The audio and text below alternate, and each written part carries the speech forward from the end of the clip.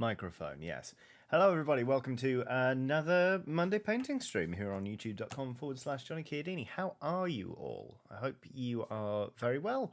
It is a horrible, miserable day out there, which, to be honest, I'm quite enjoying today because I hate spring. It's a rubbish season, but I like it when it's raining. We had thunder a minute ago, so maybe we'll get some more of that. But yeah, we are going to be chilling out for the next 4 hours. So hopefully you've got something to work on if you are that way inclined, because for the next 4 hours, let me show you what we're going to be working on. I mean, you've already guessed from the horrifying thumbnail, but this, frankly, enormous Character and Overlords Ironclad from Age of Sigmar, Warhammer Age of Sigmar, I should say. It's this absolutely massive sky dwarf ship.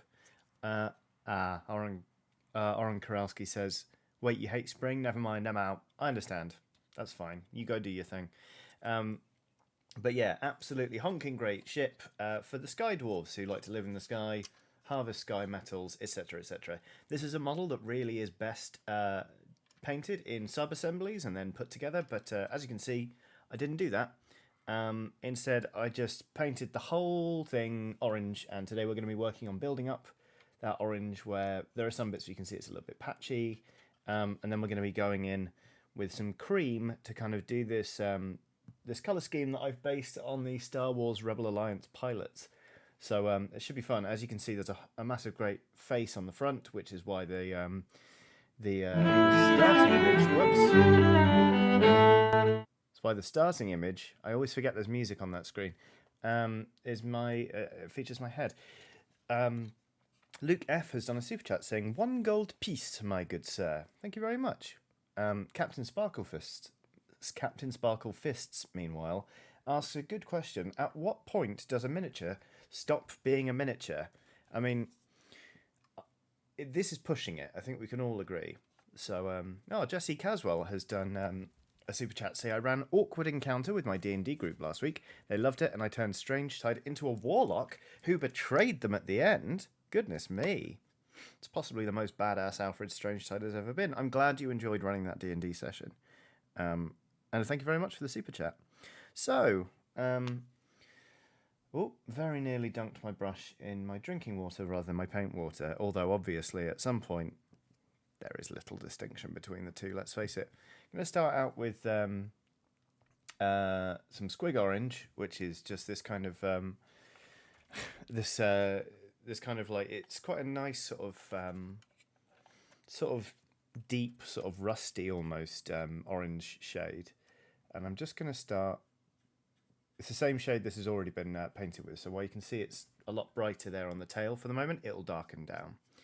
And then once this layer of orange is complete, we're going to mix some of that Squig Orange with a brighter orange to kind of start building in a sense of depth to the model, and then at some point we'll move on to the cream. So basically today, big brush, big bright colours,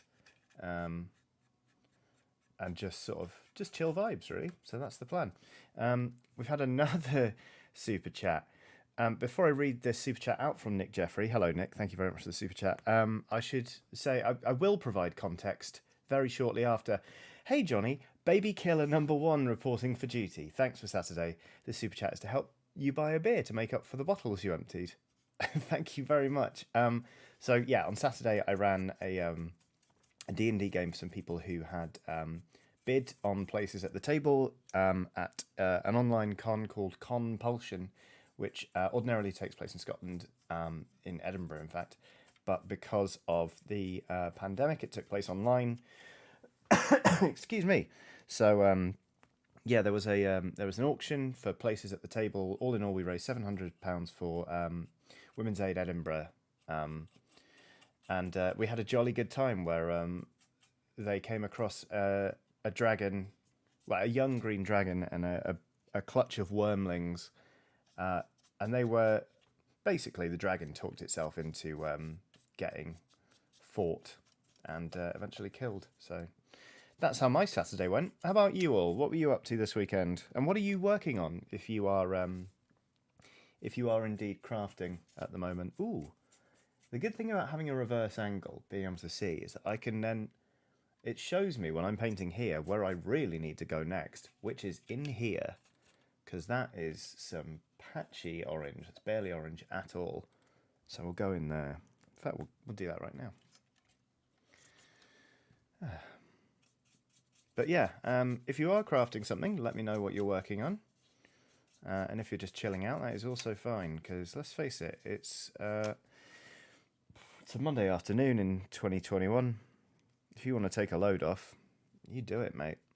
I'm feeling a little bit subdued today.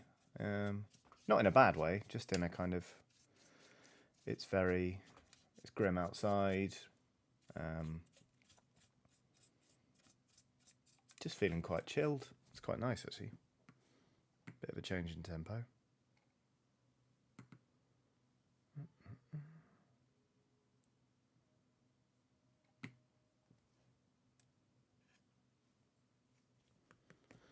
Let's see.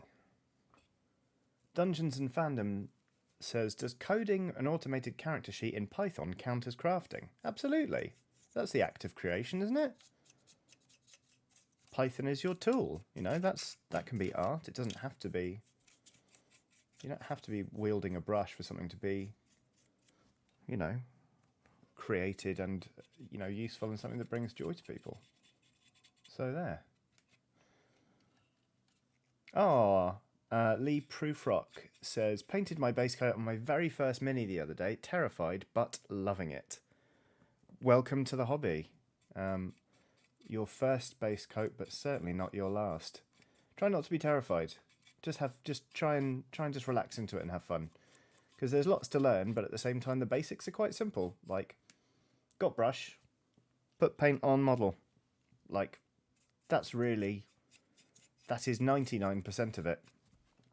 But as I think I've seen Googly Eyed Skull hanging about in the chat, as my friend Monk says, like, get comfortable, get a decent sized brush.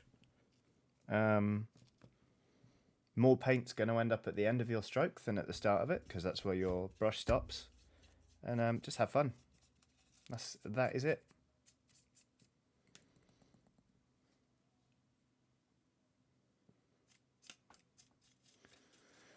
Right, so we sort of, there we go. We filled in that bit a bit, but then, oh look, this bit. God, painting with a camera can actually be really, really useful.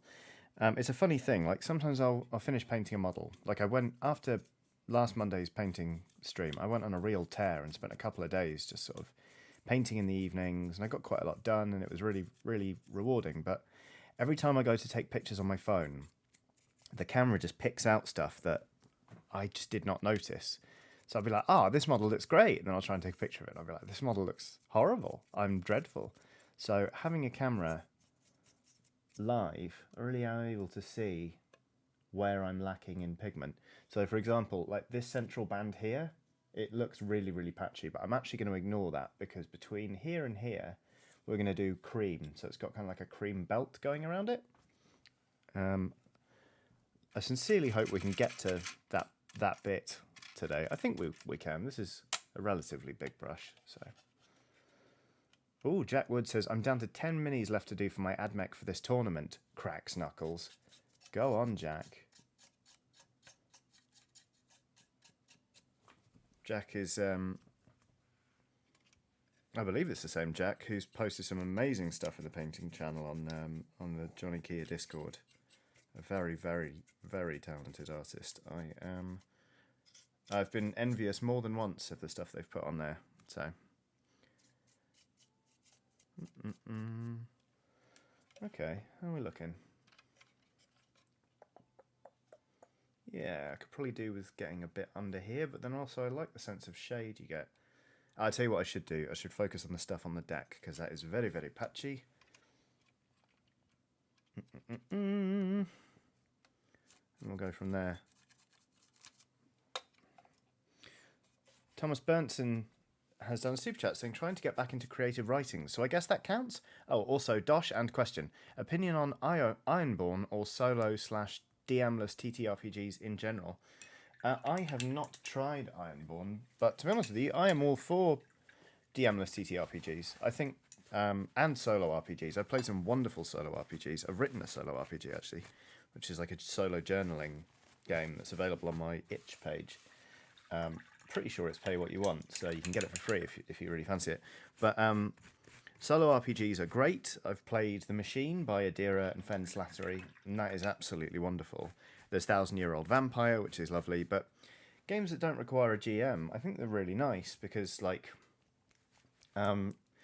it means that everyone's in control in the same way, and the stakes are all the same, and nobody has to do more prep than anyone else. And, like, I definitely think they have a place in the hobby because, like, if people don't like them, they can just not play them. But I think for some people, they're really... Is that the right paint? Yes, it is. They're really liberating and freeing, and, you know, they're a perfectly valid way to play. So, my opinion, big thumbs up for all of that. It's good. Dungeons and Fandom says, solo RPG, isn't that writing a book? Yes and no, because oftentimes you're writing something that no one will ever see. There's one called, like, The Monster, I think, where you write a journal where you are in a relationship with a monster that lives in your basement. And no one's meant to read it. You're meant to play it, and then you're meant to destroy the book. There are games like The Machine is designed to be passed on to other players. Like, so once you're done with it, you send it to them, and their character, that like their actual character, reads the journal and then starts writing in the journal as they continue their journey, and just like declare that they're going to succeed where others have failed. So it is kind of like writing a book in that you're writing something for someone else to read, but at the same time, you're writing something and making sure you're leaving enough for other people to build on. So there's definitely like a collaborative element where you're like, well, I want to leave some mystery in this because they're going to have to, you know, work with stuff and build something, and they need fodder for that sort of thing. So, yeah. Caitlin RC says, wow, that's a big boy. Yes, this is a large ship. Ben Robinette has done a super chat saying, in my headcanon, Oxventure in space occurs in Egbert's dreams because you guys did the first one when he was unconscious after being rescued. Oh, that is very interesting. That is cool. I'm you know, not going to say whether that's true or not because it's your headcanon. But that's, yeah, I find that really interesting. I really like Oxventure in space. I believe it's been announced that there's one that are coming. If there isn't, if it hasn't been announced, I didn't tell you.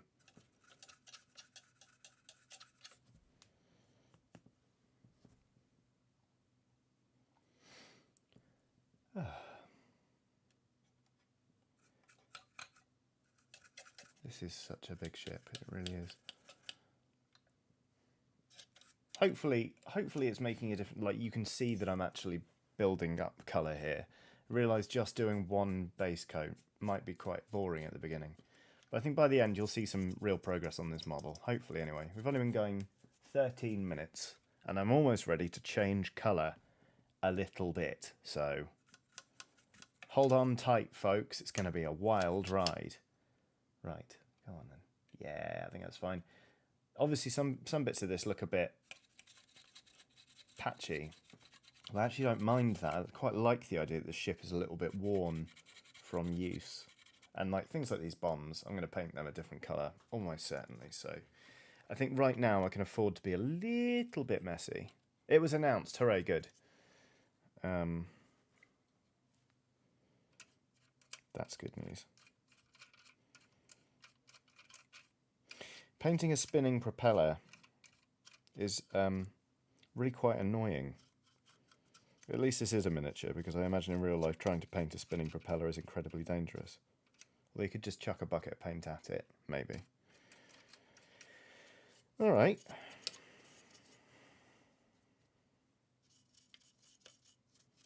Good, good, good. Yeah, that'll do. Oh, again, nearly washed my brush in my paint water. No, in my drinking water. God damn it.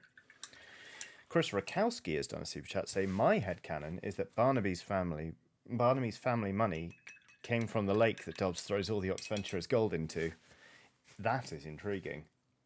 You'd have to ask Mike about that. I'm not entirely sure. Right, hang on. I'm getting a bit warm. So I'm going to remove my jumper.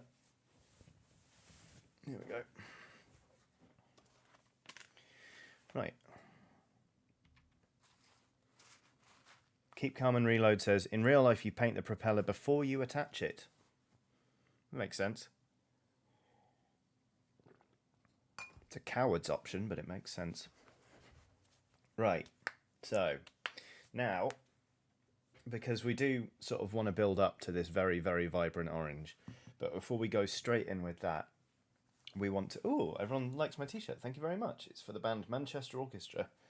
A very, very good band that I like very much. Yeah, so I want to build up to that orange, but I kind of want to do it in stages and kind of walk up to it so that, again, you get a sense of depth to the model rather than... Because I find if you just slap the colour down over everything, it can look a little bit flat.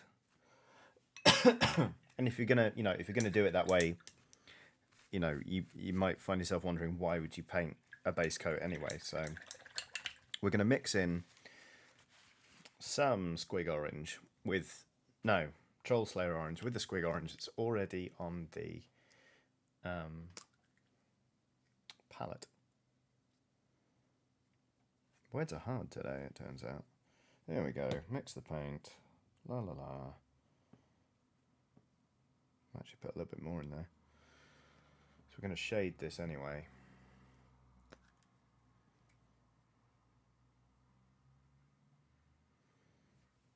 There we go. Okay, good. You know what I'm actually going to do as well is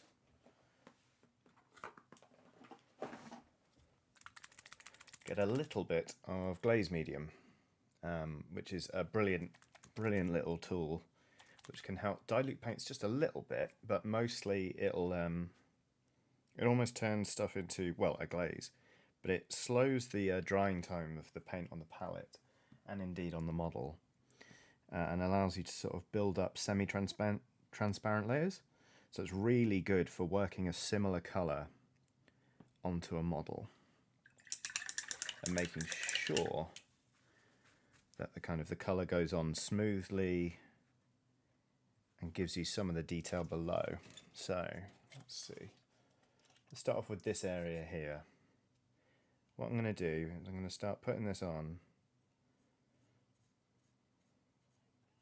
But I'm going to avoid sort of the real recessed areas. Go right up to them.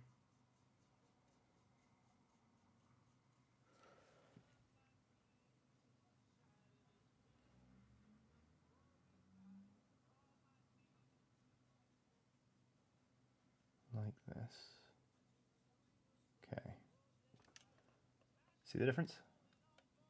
So it's a lot brighter, but I mean, you can see, thanks to the merciless camera, that it is a bit patchy, so I'll need to go in again, but I'm avoiding going right up to the edges here because I want a sense that there are bits of this model that are darker because they're either in shadow or they're in a place where dirt collects, that kind of thing.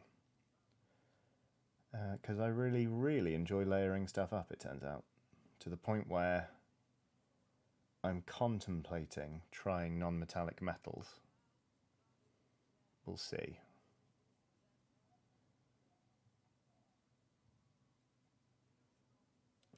There we go, just kind of working that colour in there, trying to get a bit more vibrancy on the model.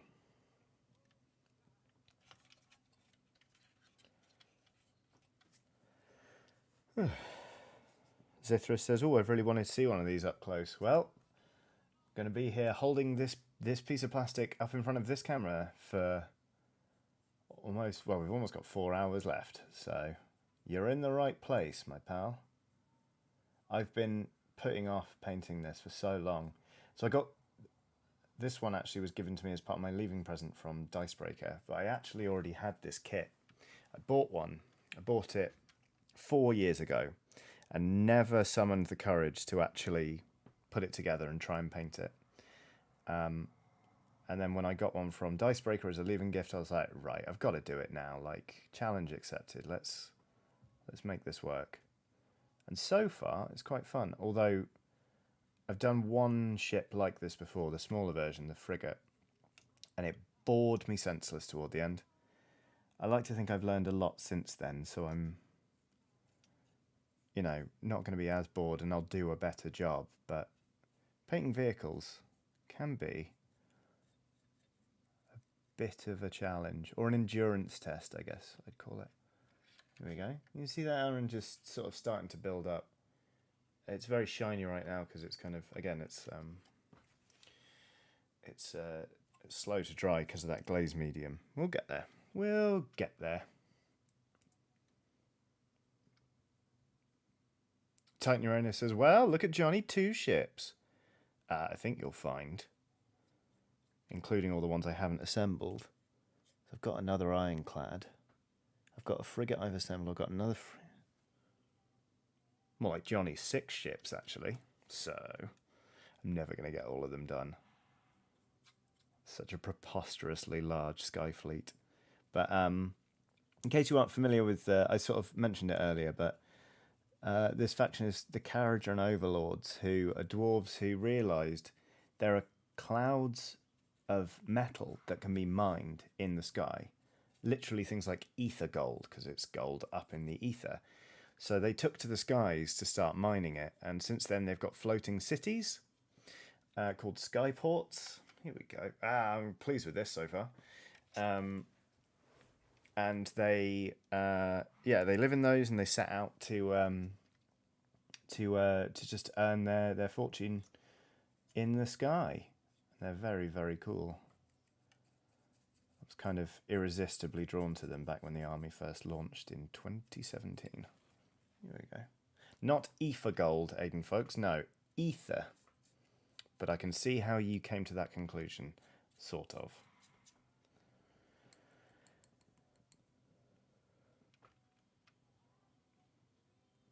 Yeah, my cat is typing this has put it well. Kharadron are the atheist, hyper-capitalist pirate/merchants in Led Zeppelins. That is exactly it. They're just good fun. Great bunch of sky lads. There we go. That's how that's turning out. We're going to carry on working along this side of the hull, I think. Going to sort of really work on the hull for a while before we get onto this. It's called an Endrin. Just sort of keep chipping away at it. Bob has done a super sticker. The super sticker is a Shiba Inu standing up on its hind legs, sort of flexing like this, but then going, how's it going? And doing very well, Bob. Thank you very much for the superb sticker. Like I say, feeling like... I'm not feeling bad or down today. I'm just feeling a little bit like subdued. So I'm kind of feeling very chilled. Forgive me if I'm not looking at chat or reading things out as often as I normally do.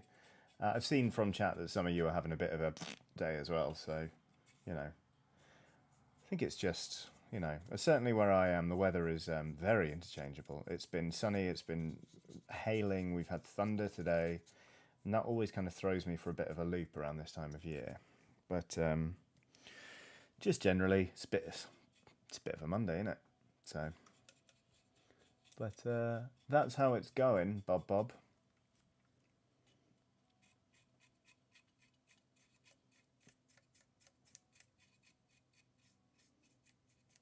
But happily, I'm just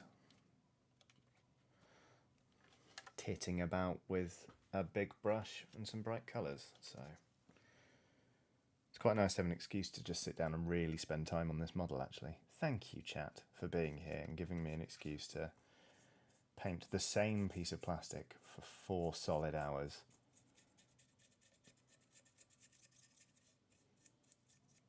Makes quite a nice break, actually, from doing really small models all the time. Although last week's, adventures in denim and polka dot and all that kind of stuff was good fun. We had a good time painting last week. John Hall has done a super chat. I won't spoil anything, but the super chat reads, as Arcadia asked, are you okay after the last episode of Press Any Chiodini? Please keep up the good work. Thank you very much. Thank you for the super chat. Yes, I'm all right. Yes, that was quite a week, that recording. But I've recovered now, and I've already recorded the next episode, and I had a great time doing that. So I'm back in action. I feel like I'm back on form. And I knew something horribly creepy was going to come up. I'd seen comments, so it's all good. All of this sounds more alarming than it actually is. I'm fine. Thank you for your concern. Okay. Oh, I didn't really get under there, did I?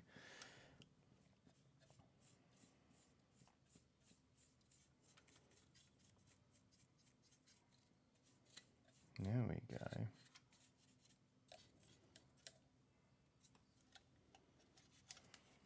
One side. The other side. One side. The other side. Layering. It can be boring, but it's important and good.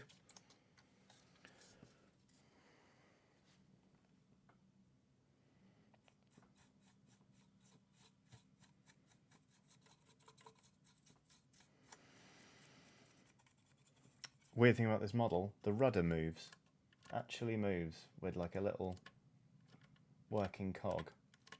Not sure why, but I'm into it. It's impressive. This kit is really lovely, actually. Sort of putting it together, I realised just how intricate it is, how many nice touches there are. Okay. Have a look at this on camera again.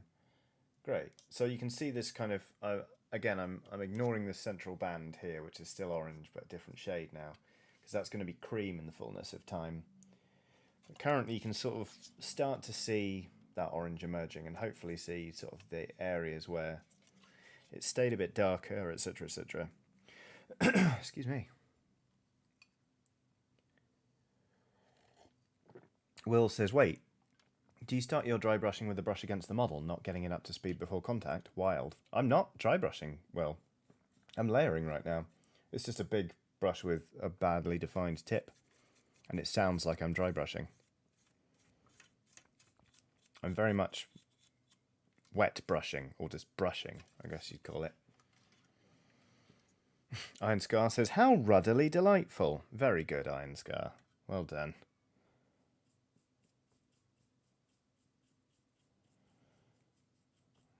There we go. All right. Yeah, I think for a first pass, this is quite nice. Or it's going fine. So I'm gonna switch to the other side of the hull now. There we go. Keep building it up. Yeah, we're doing all right. Okay. Cool. Wet brushing sounds horrible, says Will. Oh, yes. Ah, there you go. Yeah, I've been making the dry brush sound. I think it's because this is just a massive model. Okay.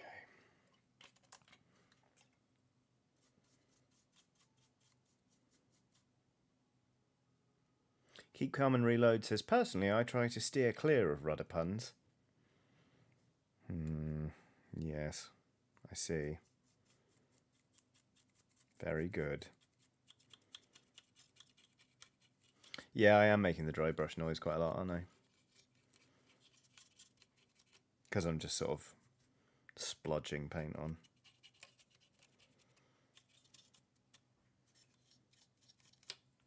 Cool. Right, that's one side of the hull. So we're going to do the other one now and then just keep going.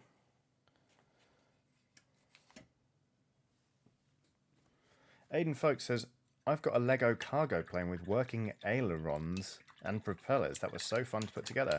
I don't even know what ailerons are. Oh, cool. Veronica Matrick says, by the way, chat, I got some good news. I'm getting some portfolio feedback from my tattoo artist tomorrow after getting my sleeve expanded. One step closer to an apprenticeship. Ronnie, that's really cool. Good luck. I hope it goes well. Right. Squig orange. Ailerons are the flaps, says the Scotch. Interesting.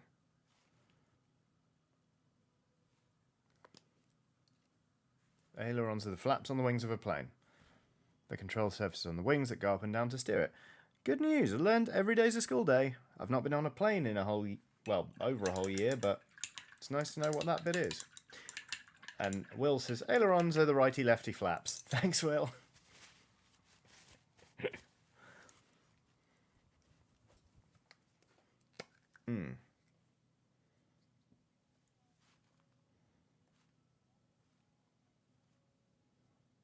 Righty-lefty flaps.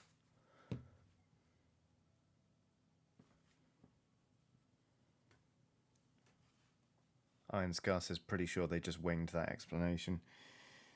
I'm glad everyone's in a good and punny mood today. That sounded so insincere.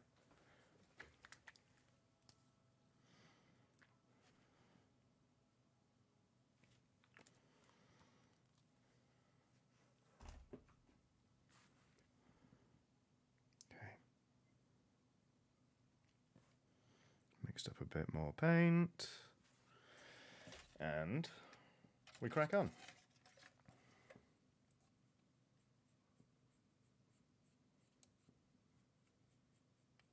There we go, that's going on nicely. I didn't put so much glaze medium in there, and I think it's a better mix, actually. When I first started painting, I didn't really think that much about the thickness of my paint. I knew I should thin it, and I always did that, but I didn't really understand why. But I paid more and more attention to it and just realised so much of thinning is about just control with the brush. And my God, it's satisfying when you get it right. This colour's going on very nicely. James Evans has done a super chat saying, hi Johnny, after the last stream decided I'd do a fan map of Geth Lake District rather than all Geth like Jane. Got some lake names including the Federal Reservoir and Karl Marx the Spot Lake. That is excellent. I cannot wait to see how that turns out. Yeah, the hitherto unexplored Lake District of Geth. The richest place in all the land, if you know where to look. Brackets, look in the lake. Or lakes.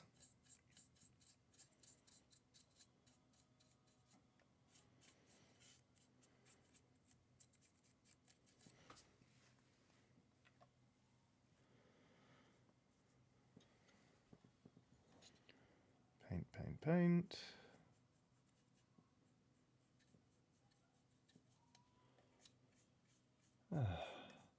This is good. This is nice. This is pleasant.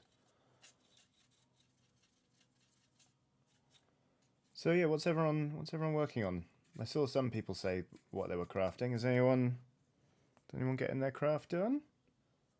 Or are you just watching me daub paint on a big old plastic ship?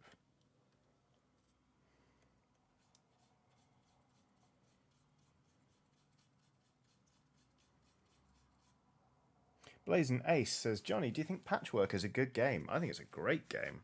It's excellent. I only played it once or twice, but it's lovely. It's chilled. It's here's how this is looking, by the way. It's going on nicely. It's chilled, but it's also strategic. It's it's got a nice enough theme. Doesn't outstay its welcome. It's competitive, but not super intense. I think it's cracking. Really good game. I don't own it, but I have friends who do, and if they ever, pull it out and say, "Does anyone fancy a game of Patchwork?" Like, sign me up. I mean, in fact, as anyone watching this in the UK will be aware, in much of the country, we're allowed to gather up to half a dozen people indoors now. So you can go indoors to socially, socially safely drink in a pub or eat in a restaurant or whatever. But it means board games are back on the menu, and I am very excited about the idea of actually getting round a table and moving pieces about with some friends. I want to play Cosmic Frog, for crying out loud. Still need to finish painting those frogs, actually. I started those months ago and I haven't finished them.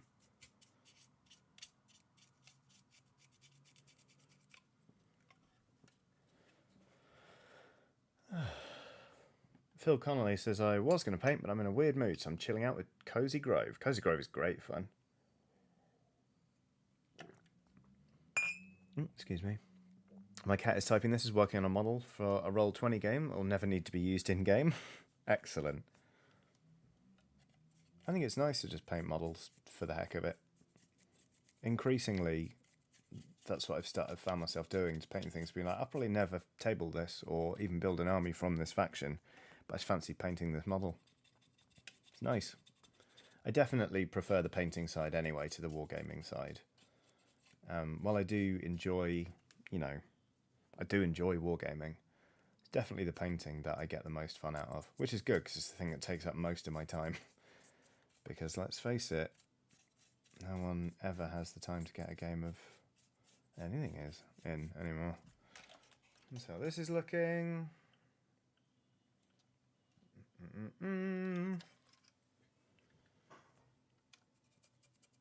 Just trying to bustle through this bit so we can start doing some of the more exciting things like cream.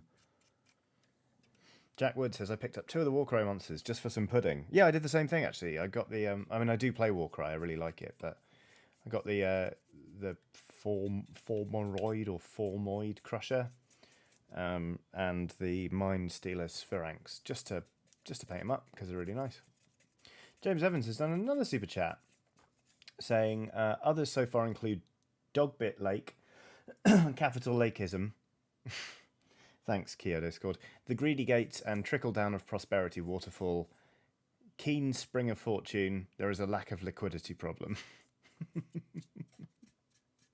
Very, very good. Looking forward to seeing how this comes together, I really am.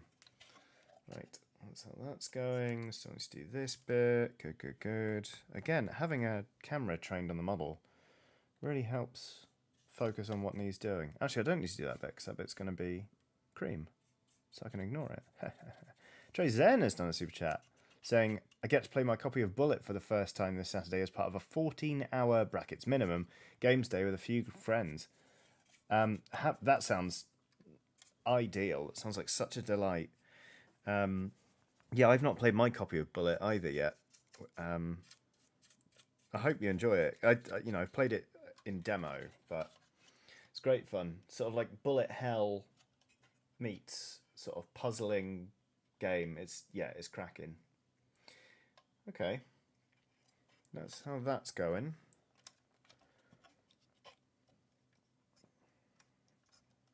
Could do with a little bit more here, to be honest. Get a bit more on there, really trying to layer that up. That'll do. So, that's how that's going. And I think we're just going to carry on. The deck currently is this horrible colour, but I was going to paint it black. I think I'm going to carry on with this sort of colour and do all the bits on the deck. Then we'll do the engine. It's coming on quite swiftly, actually, he says, having spent 40 minutes just painting one section of the hull. But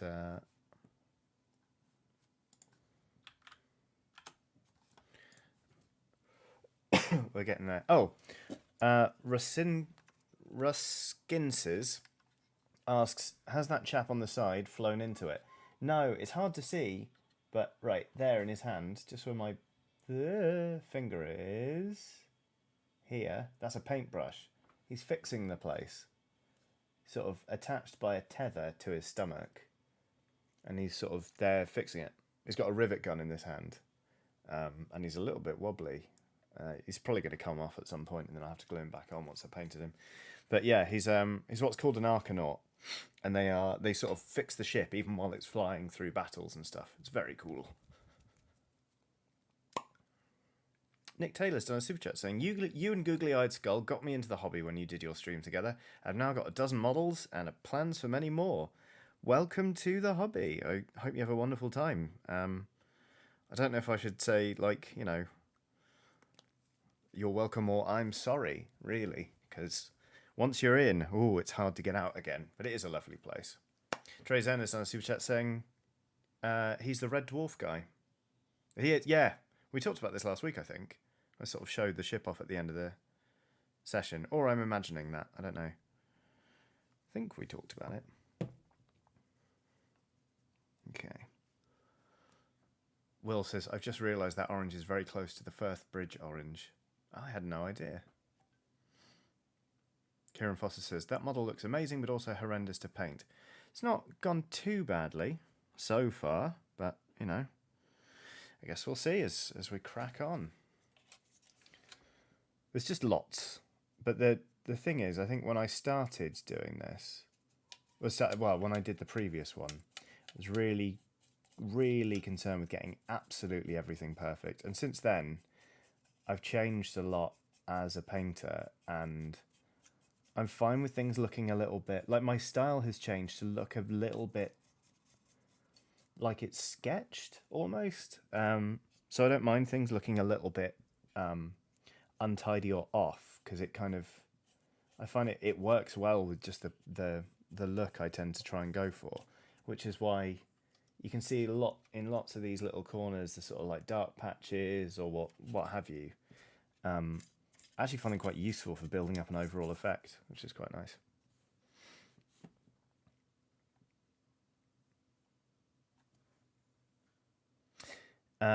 Jim Haney says, is the balloon bit armoured too? What's the point of an ironclad with a deflated balloon? Yes, this is all metal. And actually, on this bit is meant to be a window into this thing. So this is actually like a glowing, almost like fusion reactor that, I believe anyway, that generates lift. It's not like it's a Zeppelin full of gas. Yeah, these are etheric engines. So I guess actually with ether, yes, they do have some gas in them. But long story short, you asked if they're armoured. Yeah, they are. Good, we got there in the end. Well done, Johnny. Here we go. Since it's been pointed out that I'm making the dry brush noise, it really does feel like I am just doing a very wet version of dry brushing. But it seems to be working so far. Ooh.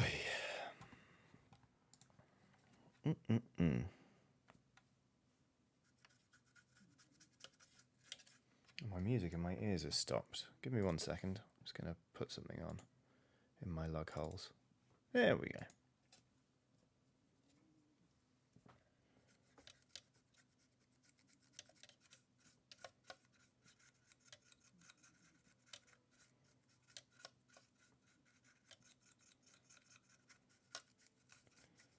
Good. Zizthris says, I did wonder why the balloons are so small on those ships. Yeah, they're it's not like, it's not a one-to-one analogy with something, you know, like an actual Zeppelin or anything like that. But yeah, I love this lot. They hacked a 40k army into Warhammer Age of Sigmar, and it's just quite fun and silly. The nice thing about this this faction, depending on the skyport you take, my favourite is Barak Zulfan. You can deploy in the ethersphere, so when you're putting stuff on the board, you can actually just like go, the ship's actually going to be like way up in the top of the sky, and then after the match starts, you can just drop it down. It's cool. I like it.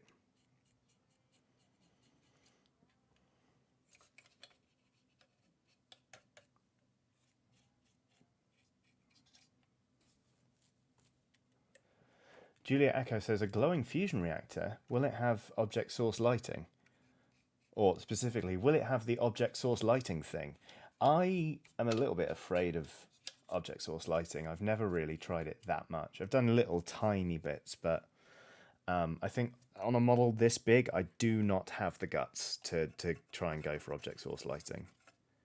If anyone is unsure as to what that term means, object source lighting is literally like painting a model as if something is actually throwing light. So let's say that this dude, for some reason, glowed. It would mean changing the color of sort of the paint here where the light from him would be hitting and actually creating the effect. You see it a lot when people do like bases where people are standing on lava that's sort of cracked and there's light coming up from beneath, etc., etc. But I've dipped my toe in those waters once or twice, but no more than that. And I don't know if I don't know. I'd like to pick it up as a technique sometime, but certainly not for this thing. Too much work.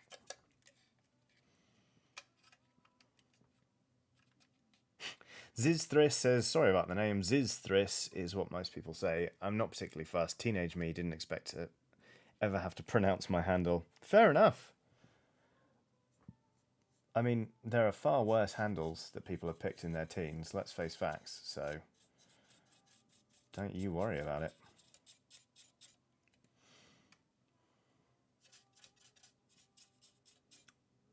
Oh, Burrito has done a super chat saying, "Hey Johnny, good to see you. Just showing appreciation and gratitude." Thank you, Burrito. I would like to show gratitude and appreciation for your super chat. I hope you're well. Bob's done a super chat saying, "Today I learned wasps are major a-holes and sting you for no good reason. Also hurts like MF, but at least painting stream to soothe my pain. Sorry you got stung by a wasp, Bob. They are indeed a-holes. I hope it stops hurting very, very soon. Right, we're doing all right on this. We're making decent progress. We'll be on the engine soon enough, and then it will be time to layer on the cream, and then we'll shade it, and then more layering. To be honest with you, I think that's why I struggled to paint a ship like this previously, is that it feels like it's coming on really fast, because you apply one colour and the whole thing, which is so big, looks so different. But then toward the end, you're just focusing on those teeny tiny details. And some of them can take forever. Like, look how many rivets are on this thing. Like along the hull here and along the seams. Painting each one of those individually is time consuming. It's a bit of a drag, not gonna lie. Corio Malayam has done a super chat saying, "Think I'm gonna have to find some random minis to buy on eBay so I can do some painting." Do it. I mean, that's the nice thing, is that you can paint whatever, really. You don't have to go to an official store and pick something up. You know, you can get whatever you like and just try your hand at painting.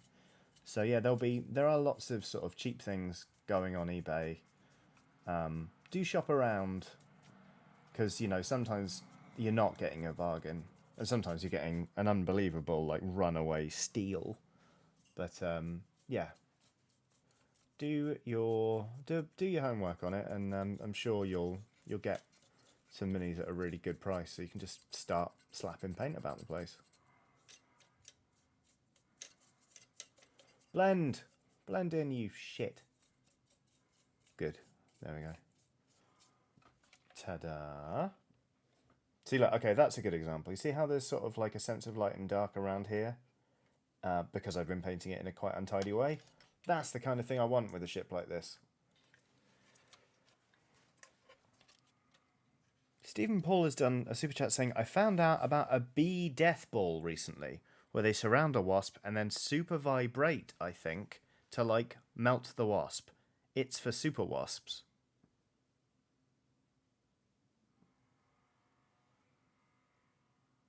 That's terrifying.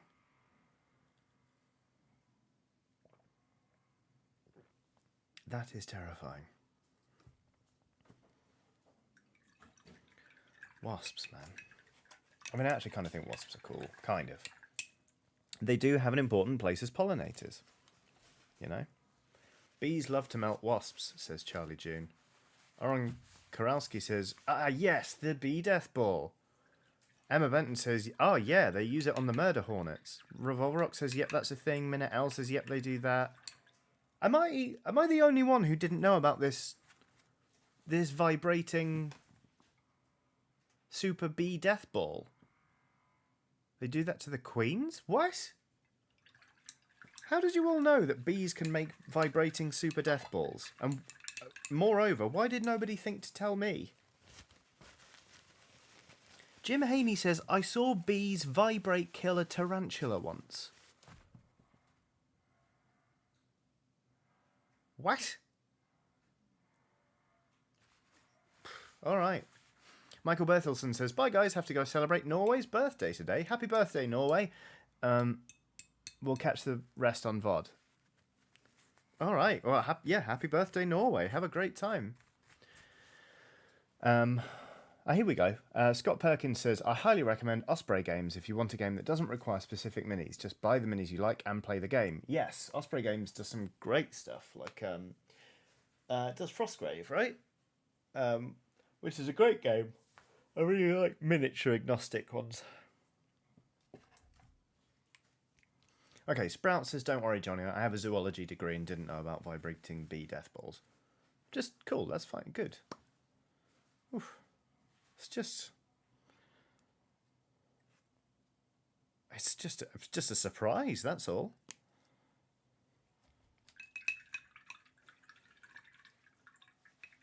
Murasaki says, bees make a cute honking sound when they collide with one another. Wow. Learning so much about bees today. Bees. Job's not on board.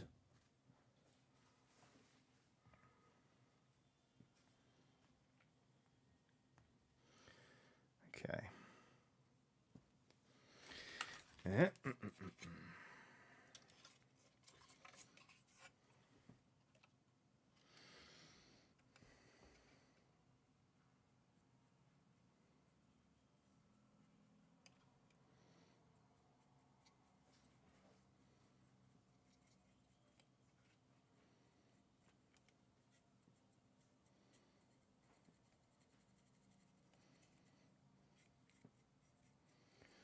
Layering up the orange.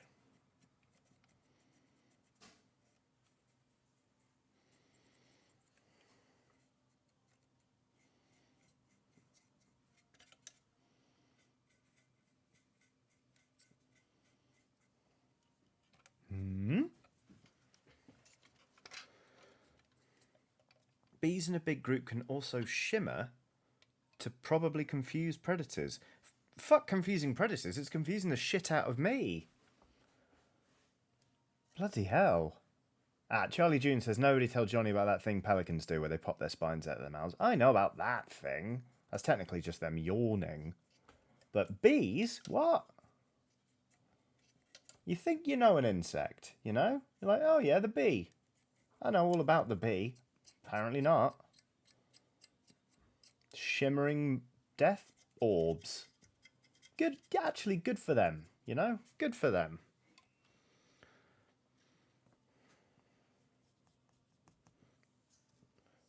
The insect world doesn't terrify me, but that's only because the sea is terrifying. Like, it outranks absolutely everything. But, God, some bugs are weird, aren't they? I'm not just talking about bees there, obviously. Isn't it time for another massive cicada swarm in the US? Because cicadas live underground for 17 years before they decide to pop above ground and just piss everyone off for a summer, make a tremendous amount of noise. I remember visiting a friend who lived in Virginia, and you just see sort of cicada shell casings all over the bloody shop, on the trees, and you could certainly hear the cicadas. Those things are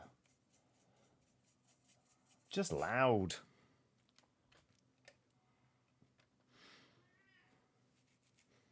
Puzzled Phantom says, I think someone did a study to find out how bees avoid each other when flying in close proximity, and it turns out they just don't. It's like how scientists assume that because of echolocation, bats were incredibly, graceful and never collided with other bats in the dark, etc., etc.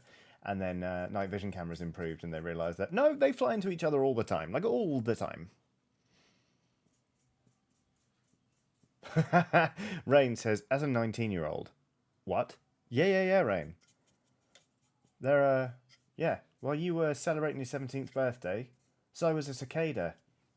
It was up a tree, just going like.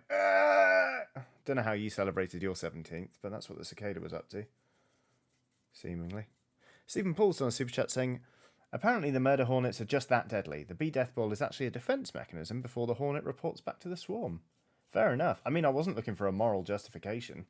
If bees want to form a massive death orb and melt a hornet, that's their business. But that's good to know. Thank you very much for the super chat, Stephen Paul. How's that looking? It's getting there. Yeah, this is going to look nice. Stupid model. And another two super chats. Coriomilium says, depending on where you live in the country, there can be cicada swarms every summer. I live in one of those places. Wow. Do you have tinnitus? If not, I'm impressed. Thank you for the super chat. Scott Hartman is on a super chat saying, Google gave me $5 to coax me into an app purchase. Oh, no, Google. Straight to Johnny's pocket it goes. Thanks for being you. Thanks to you, Scott, for just for deciding not to get yourself an app and sending me that super chat. That's delightful. Mancoy says, doesn't happen every summer, but I remember a cicada swarm from when I was about 4 and I was terrified. They are weird. Will's right. Cicada swarms are irritating enough in Animal Crossing New Horizons. I need to get back to that game. I haven't played in months. Okay. How many bees would it take to vibrate a person to death, do you think? Probably lots. More than a hornet. Would it work in the same way? Because obviously humans have a heat tolerance, but like they can also sweat, which is, partly why they've excelled so much, because it made them superlative hunters over long distances. I'm not saying I want to go out by being vibrated to death by an enormous ball of bees. I'm just curious as to how many bees it would take to, cook me alive. Perfectly normal time for my wife to walk into the room. Hello! Sorry. I'm sorry I'm like this. I won't get cooked to death by bees, don't worry. Okay. More than 2. Thank you, HC Bird. I won't start panicking until I can see at least 3 bees buzzing around me. Jack Wood says, humans melt at roughly 210 degrees Celsius, so do with that what you will. Wow. You mean like corn nuggets are more like hardy than I am? I mean, I guess they're dead, so. Oh. Yeah, I'd love a tea. Thank you.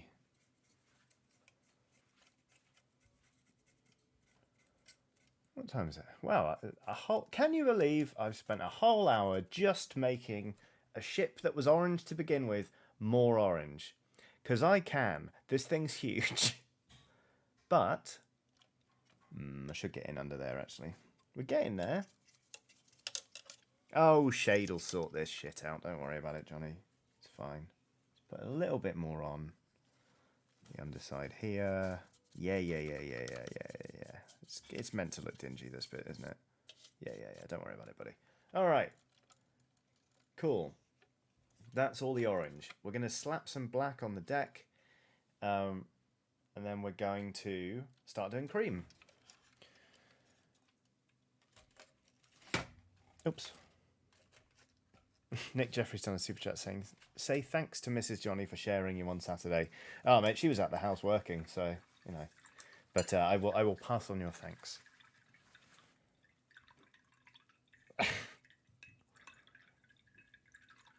Emma Benton says, I mean, did any of you see that movie Candyman? That dude held bees in his actual mouth for the film. That was so scary. Do you mean the original with Todd? Shit, what's his name? Todd. He's really good, that guy. He's in Candyman. He's in The Rock. He's also like the doorman very briefly in a film. I can't remember what the film is. That's going to bother me. All right, look up his IMDb. Iron Scar says, Orange, you glad it's almost over? Tom Williams. Oh, wow. Yeah, Tom Williams has said, just noticed something. Is this colour scheme Wallace and Gromit inspired? I can entirely see why you would get that from A Grand Day Out, where Wallace and Gromit go to the moon. But no, this is inspired by the Rebel Alliance pilots from Star Wars. But right, let's look at Tony Todd. That's it, Tony Todd. Tony Todd. Let's look him up. Oh, is he in Wishmaster? I think he's in Wishmaster. Tony Todd. No, for Candyman, The Rock. Oh, he's in The Crow. Let's see what else. Dota, Dragon's Blood, the 2021 TV series that apparently isn't very good. Badlands, Scream, the TV series. The Flash TV series. He's been in lots of things. Dead of Summer. The Young and the Restless. Transformers Prime. I'm sorry, this probably isn't that interesting that I'm just reading things out from someone's IMDb page, but I really want to know if he was in Wishmaster. I should search it. Wishmaster. Wishmaster. Yeah, he was. He's Johnny Valentine in Wishmaster. Well remembered, Johnny. Great. Anyway, Joseph Loader has done a super chat saying, I bet the number of bees it would take to vibrate a human to death is fewer than we think it would be. Fun to contemplate. I'm glad you're on board, Joseph. And thank you very much for the super chat as well. And I'm going to get your name wrong. Amitabh Bhagavan. I hope I said that all right. But super chat reads, I'd love to stay and watch, but online class is starting in a minute. I look forward to watching it later, though. Thanks for doing what you do. Thank you very much. Thank you for tuning in at all, even, and especially for staying right until class started and then watching on catch up. So, yeah, thank you very much. It really does mean a lot.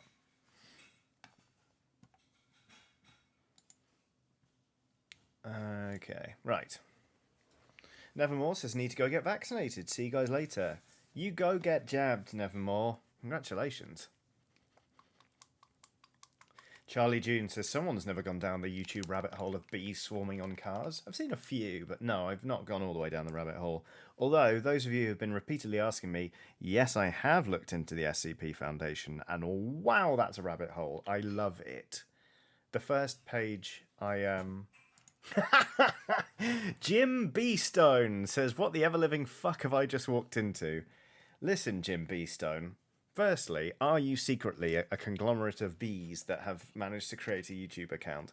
And secondly, don't worry about it. It's fine. Just relax. I'm painting a big ship. The rest will come to you. Do not worry. Jordan Horn says, what's your reasoning for streaming on YouTube and not Twitch? Simply put, because I do all of this with support from Patreon and the lovely patrons who form the community of lovely skeleton pals, and part of that involves making videos that aren't live, just like uploads, and it just made more sense for me to have it all in one location. Also, to be honest with you, like, I've never streamed on Twitch, but I have, I've been on YouTube for 13 years now. Yeah, 13 years now. So it's where the vast majority of people who are aware of my work are, and that's where they're already used to watching. So it felt like a smart decision to stay with YouTube. Also, Twitch has so many different ways of monetizing, like bits and subs and etc., etc. And I thought the more I lean into that stuff, the more it's actually going to drive people away from the Patreon and supporting me on there, when that's the bit I really want to focus on because it's got lots of tiers that offer different rewards, etc., etc. So that's the reasoning anyway. But oh gosh, this cream is going on. We're going to do approximately 6,000 coats of this, just so everyone knows. But yeah, the SCP Foundation. I started reading a page that was like, don't scroll down. If you do, we're going to release a viral thing that's just going to murder you. And I scrolled down. It was like, boop, boop, boop, sending virus. And then it was like, bah, bah, virus didn't do a kill, cancelling anti-personnel protocol. And like, it's such a simple thing, but for a second I was like, oh, I got a little thrill of like, am I gonna get murdered by the SCP Foundation? Has my YouTube community just tried to kill me? It's great fun. Abby's on a super chat saying, your Jurassic Park stream just got me through a slow afternoon of work. Thank you for all that you do and hope you're having a lovely day. Thank you very much. I really appreciate the super chat. I'm glad the Jurassic Park stream got you through the afternoon. I had a lot of fun doing that. I actually ended up playing that game until about 2 in the morning that night because it is just great. It's very relaxing. Was it that night? No, it was on the weekend. Maybe it was Friday night. I started a brand new save and can confirm the tutorial and like Cabot and stuff nowhere near as annoying when you're not trying to also talk. But yeah, I've released some Dilophosauruses. My second island's going very well. I'm having a great time.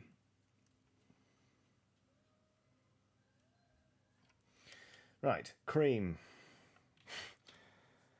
Pints of cream. That's what it's going to take to make that actually a smooth colour, isn't it?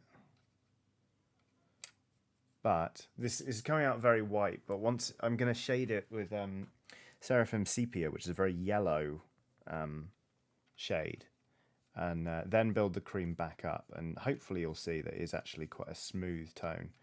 It's just painting white or painting off-white can always be a bit of a drag with models because it takes ages to get it to go on smoothly. Emma Benton says, am I still dead in this second playthrough? You're not. I mean, I haven't created an Emma Benton yet, so technically, I suppose yes. I'll make a new Emma Benton. And I promise not to let this one get eaten by a Ceratosaurus. Oh, actually, that reminds me. Last week, last week I spent quite a long time actually quibbling with Oatmeal about whether or not Ceratosauruses would eat Velociraptors. And I went back and checked on the video I did with Aoife, and I realised that no, Velociraptors and Ceratosauruses, they will not fight if they're just in an enclosure together. However, Aoife and I tranquilised the Velociraptors to move them to a new enclosure because we were worried about them fighting. While they were unconscious, the Ceratosaurus just wandered over and just went grump and ate them. So, whoops. Loki Akai says, a single tesserae for the beer garden. Thank you very much. I am gonna have to build this beer garden now, aren't I? After all these lovely super chats from you, thank you. I really appreciate it. I'm gonna start looking at balcony furniture. Actually, my flat has a little balcony, and once the weather actually is nice enough to sit out there, it'd be quite nice to have a decent chair or something.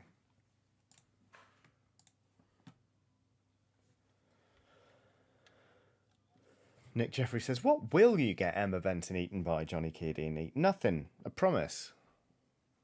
I mean, I probably can't promise that because chaos. That's the whole point of Jurassic Park, isn't it? That chaos cannot be bottled. But I will do my level best.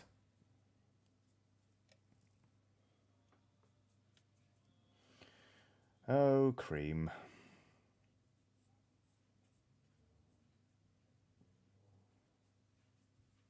Hoyson Crispy Skyship. Thank you very much for the tea. You're welcome.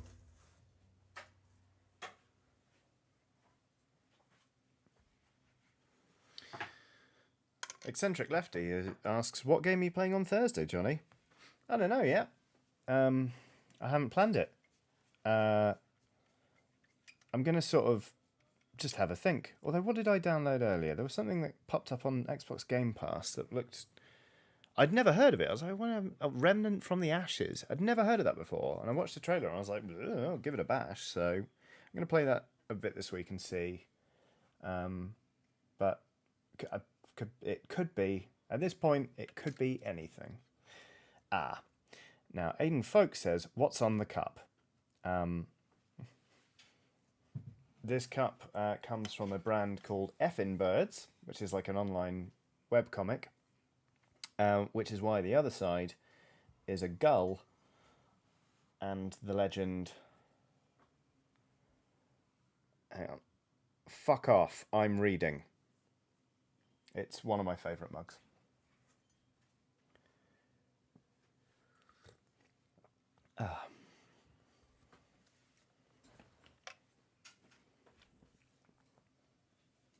Oh, good. Peter Fisher says Remnant is great. I'll give it a bash and see if I think it would be any good to stream. Scott Perkins says, so I recorded a video for my channel, Ready, Aim, Roll, and it's already got over 100 views, and that's incredible to me, and I can't help but thank you, Johnny Keating, for helping my creative block. Amazing. I'm really glad that you're up and running, or rolling, as it were, and that it's paying off. I think the message will be held and will have to be approved by a mod, but if you want to drop a link in the chat to your channel, please feel free. I'm sure some lovely skeleton pals would be more than happy to check it out. Okay, this is all a bit sketchy, but I don't know what colour I'm going to do this sort of face on the front of the ship. Like, I don't know whether to make it metallic or cream or keep it orange or what, but at the minute we're just going to focus on building this cream up on this little band of colour.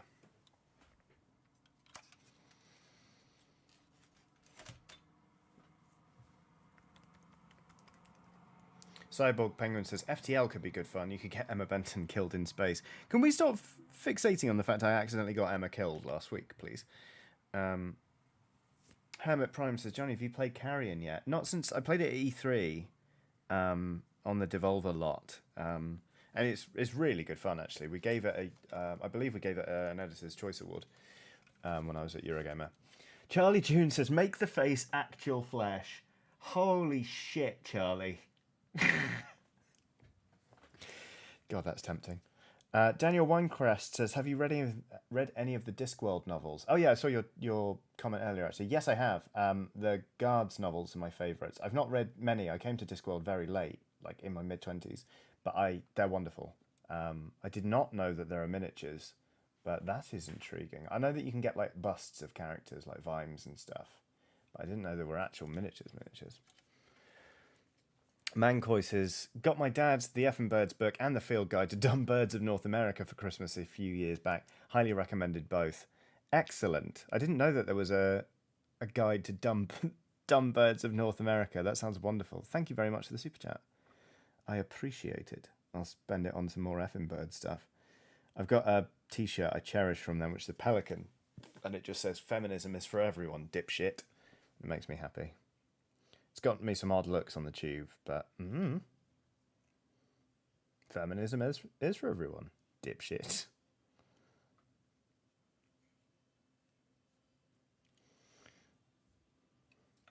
Okay, green.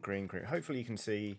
I mean, right now it looks patchy and it looks too white and it looks kind of flat and uninteresting and not good. But I think once all said and done and there are other cream accents, I think that band is going to pop quite nicely. Or at least that's my hope.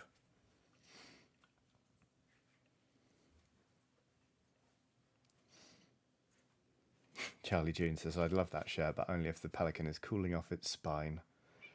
Pelicans are so strange. Do you remember that summer when the pelicans just started eating the pigeons in St James's Park in London? I certainly do. They were just on the rampage, and people were getting quite upset by it. I mean,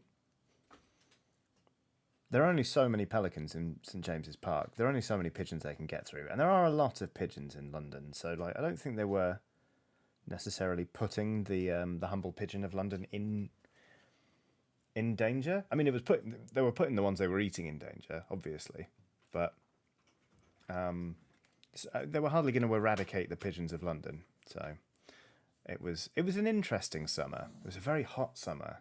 It might have been 2006, 2007. And yeah, pelicans were just like, yum, yum, yum, just scooping them up.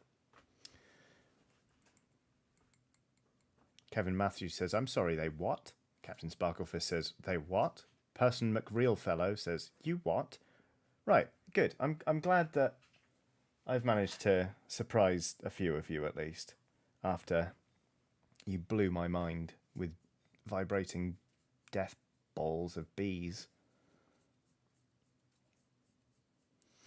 Yeah, they just started eating pigeons. It was quite gruesome, actually. Like, there's video of one just like scooping one up, and then the pigeons are sort of like struggling inside its beak, and the pelican's like,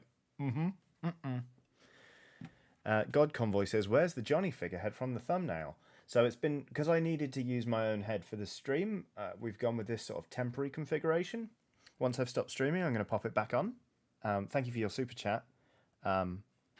It will, I'm sure it will keep me warm and happy when I'm back on the front of a massive plastic ship. Cream, cream, cream. Boring, boring cream.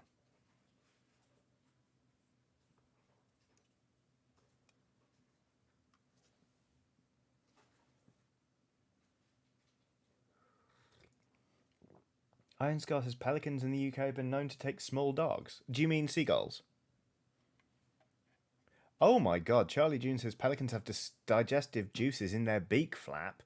Makes Finding Nemo a bit bad. Bloody hell. Must have been tempted. Surely. What a hero, really. To be partially digesting them, but not to eat them. Good for that pelican, frankly.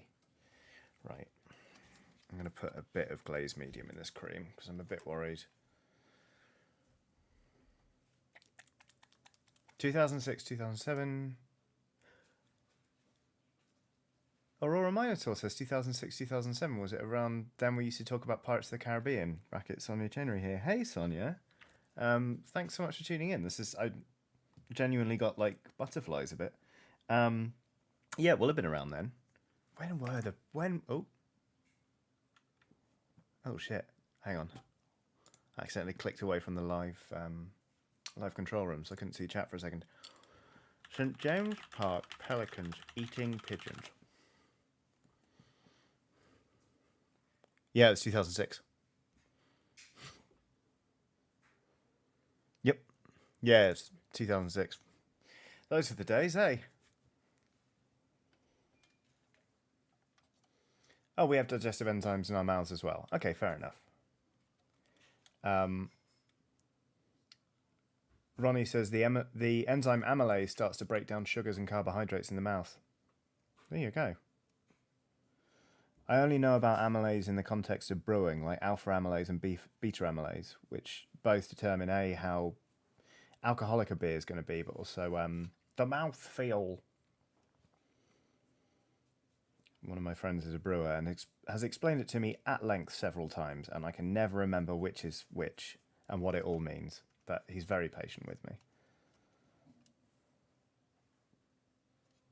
Ah, Will says it's why if you chew bread for long enough, it tastes sweet. How did they make the pelican stop? I don't think they did make the pelican stop, Julia. I think they just either stopped doing it or people stopped being outraged. I think the pelicans just sort of chilled out a little bit.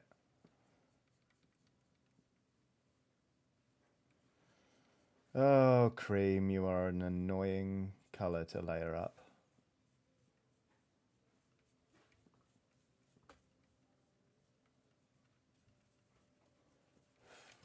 Getting there, slowly.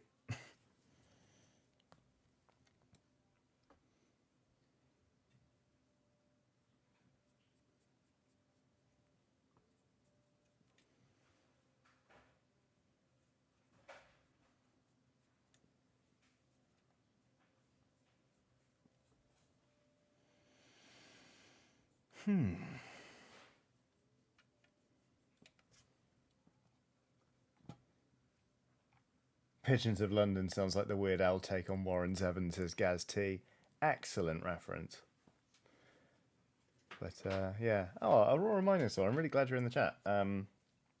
Yeah, we sort of met online via DeviantArt way back in the day, and then carried on talking on MSN and such after that.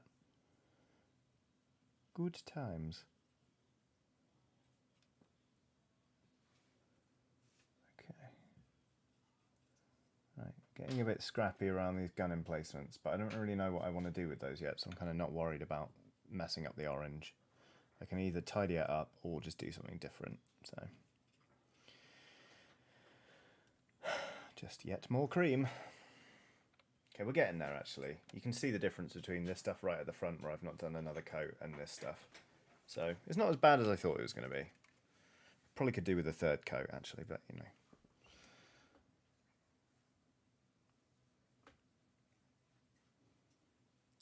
I apologise if I've given a lot of you whiplash from suddenly remembering DeviantArt.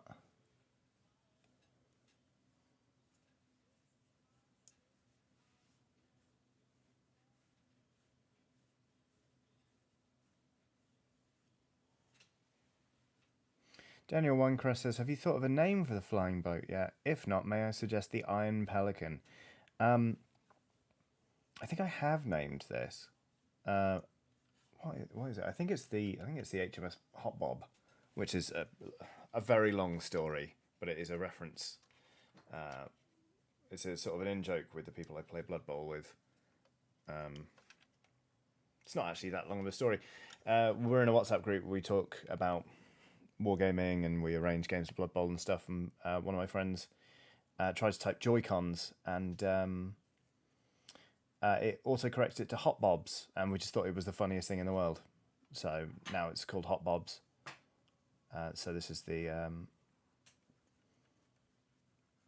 this is the Hot Bob. Scott Perkins has done a super chat saying, just noticed the time. I want to record more videos, brackets, especially if the skeleton pals are coming to say hi, but work has drained me. Video games it is. Yeah, do it on your own time, you know, like... The pressure to record more stuff because people are going to come watch is something you really have to look out for, because it can mean you burn out and you actually make stuff that you're not proud of or that you aren't necessarily interested in. I think it's honestly better to do stuff you're enthusiastic about and put it out on a schedule that works for you, so it's more sustainable, than to just bend over backwards trying to please people. Because the interesting thing about the internet is that appetites can be voracious and there are loads of people on it, but it also means that you can't please everyone, so don't try, you know. That would be my advice. Oops. Shit. Okay, I have gone over a little bit on the bottom there, but we can fix that. That's fine. We'll tidy that up before we shade this thing. God, it's going to take forever to shade, and it's going to take forever for that shade to dry. I have an extended break today. There we go, that's how that's coming together. I'm quite pleased with how this is coming on, actually. Now to do that again on the other side.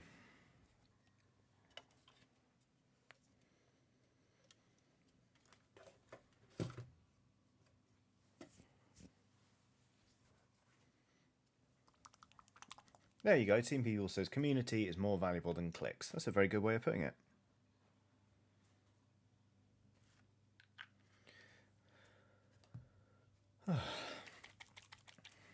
I seem to see some people talking about geese and whether or not they can break your arm.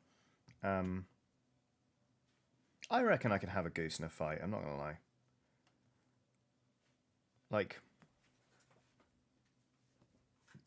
there was one time I was feeding a couple of geese and they started to have a fight and they were battering each other with their wings. But my legs were in the middle, so I had two geese just smashing their wings into my legs. It was fine, didn't hurt. I think geese, they're intimidating, but they're not actually, you know, their offensive capabilities aren't all that, if you ask me. And I reckon I could take one in a fight. So there. This isn't a theory I'm going to test. I don't want to get arrested or anything, but just in case anyone was wondering whether or not I think I could take a geese. A geese? Take a goose. I could. So there.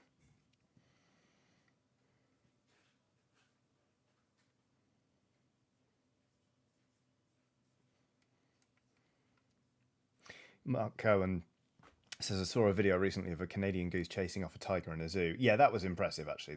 This goose was just like, get out of it! And the tiger was freaking out. But I think that's because it hadn't really seen a goose before and wasn't really sure what it was. Whereas I have. So. HC Bird says, Johnny, I'm sorry, but a goose would wreck you. I disagree.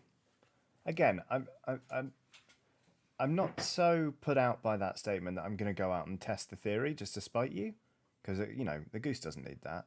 But nah, I'm extremely convinced I could take a goose in a fight.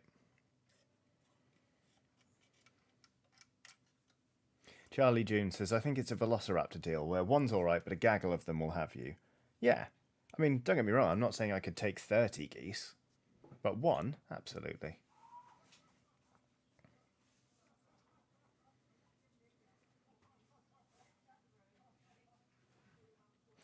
Will says, so the thing about what animal can you take in a fight is that unless the animal can immediately render you unable to fight, a human is probably able to win in a fight because pursuit predator. That's true enough. Again, it all goes back to being able to sweat. Take that, bees. But, yeah, I don't know, because I ended up having this conversation about geese with some friends after, like, a poll came about showing, like, how many people, and it was broken down into men and women, think they could, think they stand a chance against the following animals. And there were some interesting things that came out of that, in that a lot of people feel like they could take a goose or a medium-sized dog.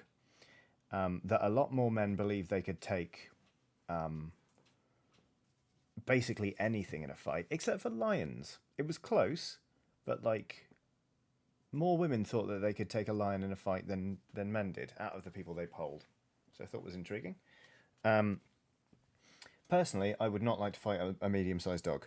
Like, Watson is a small dog, but she has accidentally nipped fingers before when she doesn't realise, and without even trying, she can puncture thumbnails and fingernails. Also, I've watched her eat bones. Like, if she wants to bite you, and thank God she's got a lovely temperament and never actually would, but if she decided she was going to fight somebody, like, one good bite from a dog, I'm not going to want to fight anymore. And a medium-sized one bigger than Watson,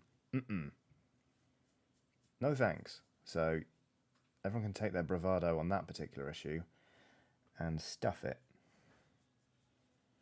But I will fight a goose.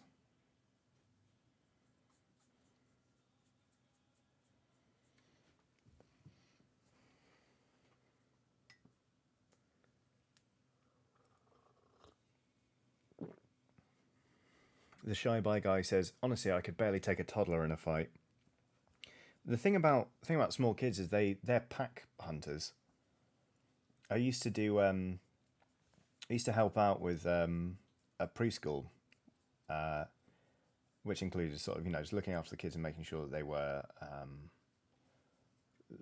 all right during playtime, etc., etc., and helping teach kids how to read, etc. I was only 17 when I was doing this, to be honest with you, but like any more than 3 of them, they'd topple me easy, and I'd be physically overpowered in no time at all. They get your legs. One of them jumps high to unseat you, and they're fearless and they bounce. Like, small kids are deadly. That's how this is going. Again, very, very patchy, but it'll get there. Stephen Paul says, has done a super chat say, I mean, dogs' ancestors are wolves. Yeah, but also some dogs are chihuahuas. But yeah, it's not surprising when you consider wolves were the progenitors that some dogs are hard as nails. Oh, forgive me, I've forgotten. I believe the kanji reads Lucy. But hopefully Lucy has done a super chat saying, hi Johnny, I was planning to wait for your next Sea of Thieves stream to make a lemon cheesecake, but it's my birthday tomorrow and I really wanted it. Happy birthday for tomorrow. That sounds like a delightful treat. You make that lemon cheesecake. I haven't had a good cheesecake in ages.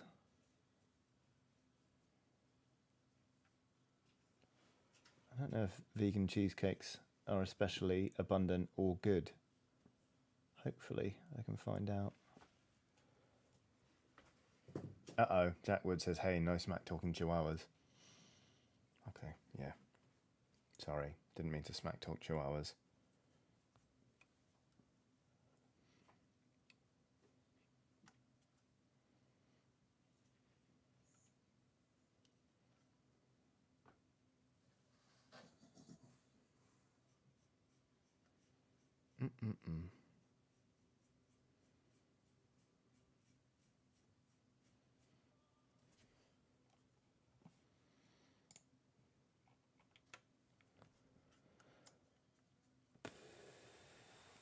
Cream, cream, cream.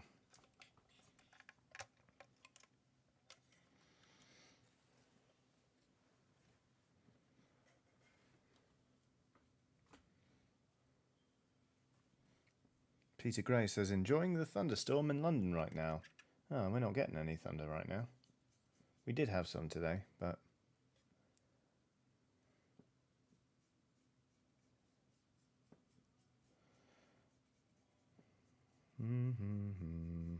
Layering cream.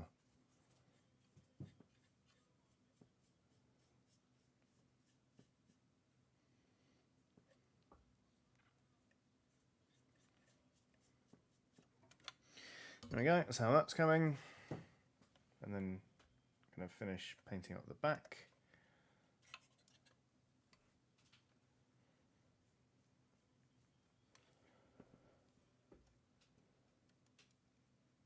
Ooh, Ronnie says I have a vegan cheesecake recipe my partner uses if you want it. Yeah, sling it over, Ronnie. Give it a bash. I made some vegan cinnamon rolls the other day, and they were pretty good. Could have done with like more syrup or something on top, I think. They were like... They weren't dry, but they were... They could have been more sugary. Might make them again soon. Feels like the weather for it, to be honest. Like we're having pizzas tonight, so we've got pizza dough proving. But it's kind of the time of year to sort of just potter around in a thin jumper, but just making cups of tea and ignoring the outside world.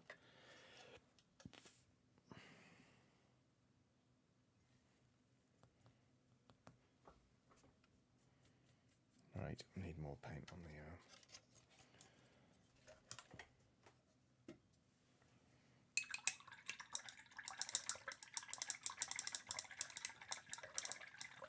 Going to wash this brush thoroughly. Oh no, I've got some paint in the ferrule. Uh-oh. Okay, it's not so bad.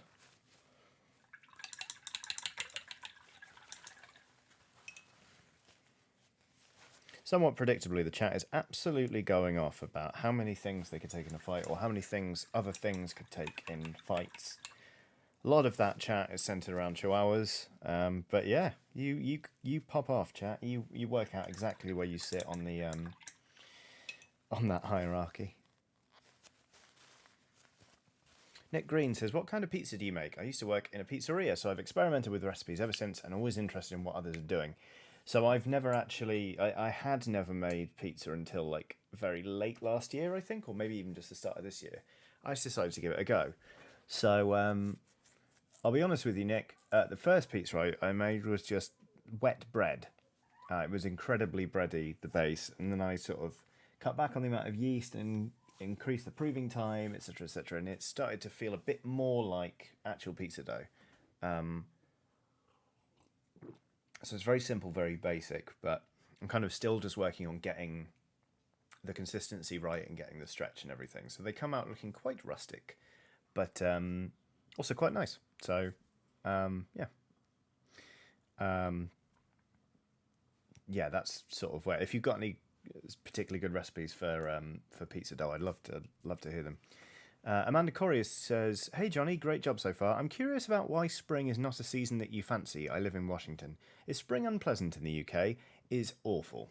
It is, it's hot and cold and wet and dry, and it doesn't know which one it wants to be, so it's windy while it makes up its mind, and I hate it, because I feel like I'm always getting just getting it wrong. Like I'll be drenched, or I'll be too hot, or I'll be too cold, or like it's just shit.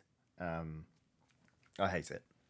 Not everyone feels the same way, but oh bloody hell, I don't like it. Lucas Maxwell has done a super chat to say, currently revising for my topology maths exam tomorrow, and then I'm finally getting top surgery on Thursday.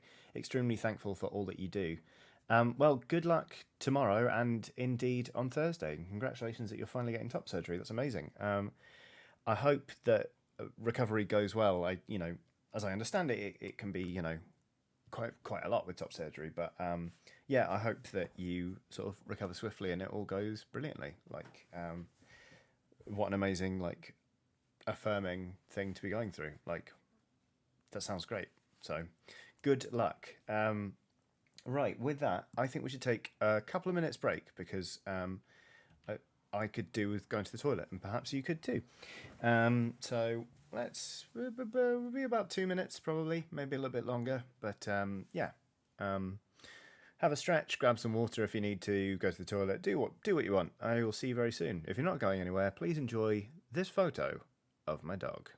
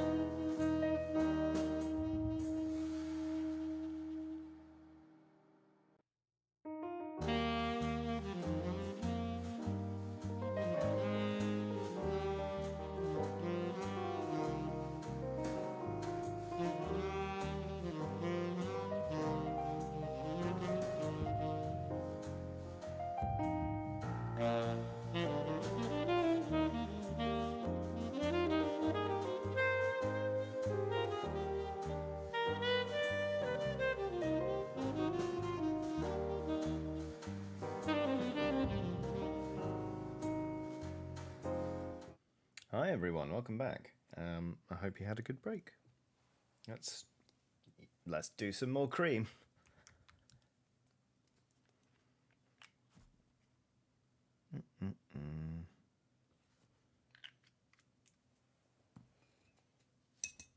Really, I'm very grateful to have a 4-hour stream opportunity to just work on this ship, because it's hard to maintain motivation when you're painting something this big, I find. I quite like flitting between different models, but so far this is going all right.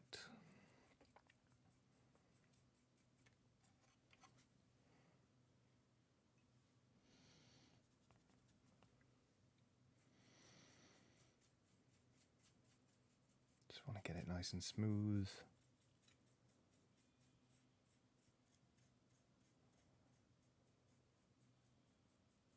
At least we're not doing the whole ship this colour, because that would be punishing.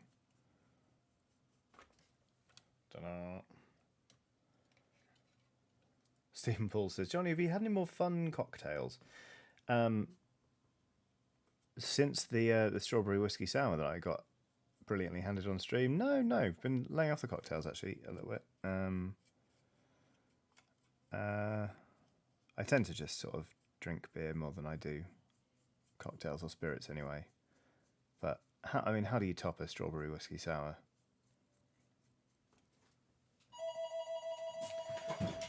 Watson, chill. I'm going to mute my mic for a sec. Sorry.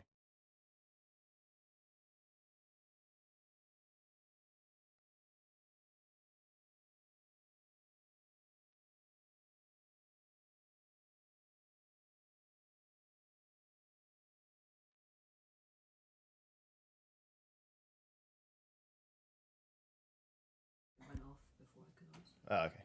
Watson. Sorry about that. That was somebody at the entry phone, and now the dog is all het up because I think she thinks someone fun is coming. Come here. Watson. Hey, stop ignoring me. Come here. Up here. Hey, where are you going? Watson, come here. Watson, come here. Hey, come here. Rubbish. Ben Woolsmore has done a super chat. Say, got my first miniatures arriving in a couple of days. Going for Maggotkin of Nurgle, Age of Sigmar starter set. Can't wait to finally get started. Good luck. The Maggotkin are really fun. Although, with a name like that, you'd be forgiven for thinking twice. But yeah, they are great. Will says, wow, Johnny has a house phone because he's 167 years old. I meant an entry phone to the building, Will. Not an actual landline.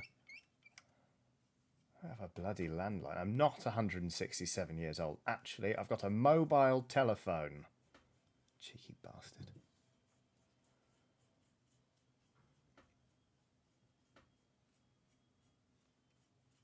Also, that would be a weird noise for a house phone to make.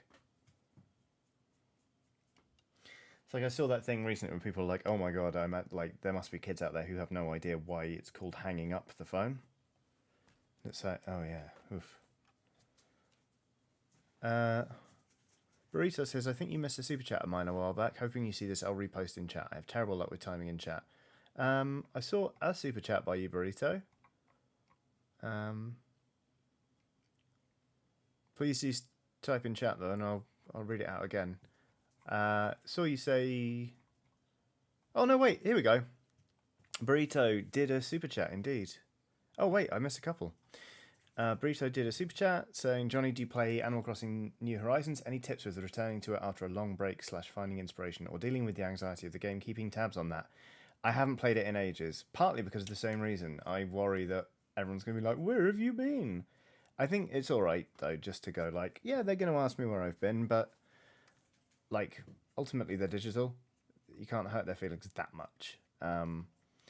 As far as finding inspiration goes, I think there has been like some new content added, and like I went back and really enjoyed diving for shells, for example. So just try and focus on that and just explore what's new. Don't worry too much about them sort of quizzing you. Trezen did a super chat ages ago saying, just found out I get to book my first jab in Just found out I get to book my first jab in as of tomorrow. Woohoo! Congratulations. You get that. You get that jab. Oh, I think I said that. Did I say that? No, someone else getting jabbed. Anyway, get the vaccine. I'm really looking forward to it.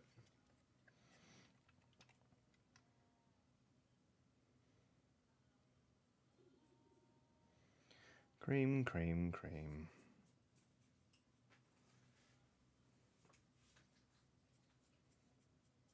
Okay, this is coming on.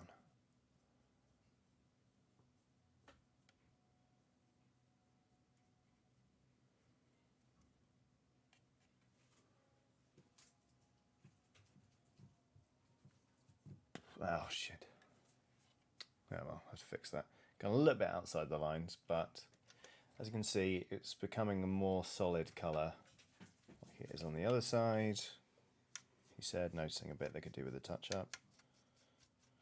It goes on very white, this, but it does dry a bit more cream, which is good, because that's, again, I don't want the proper white on here.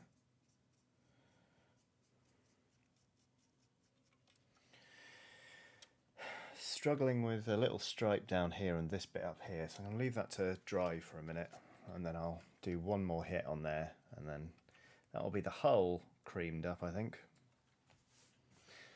Although, actually, we've got kind of these fins here, and I'm wondering if we should do either the outside metal on edging or the inner bit cream. It'd be quite nice to do a bit more work on those.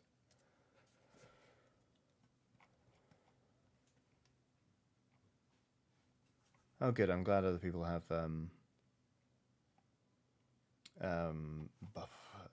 suggested Animal Crossing tips. I kind of wish I could erase New Horizons from my brain so I could go back to it new for the first time. Because I miss having it in my daily routine, but when I go back to it now, I'm like, you know. Brandon Heimbach says, I had to explain to my elementary students that the save icon was something called a floppy disk, and it made me die just a little on the inside. Weird, isn't it? Riley Doherty has a super chat saying, thank you, Johnny, for reintroducing me into TTRPGs, and by the forces of chaos, it is weird to hear you say, let's do more cream. Yeah, sorry about that.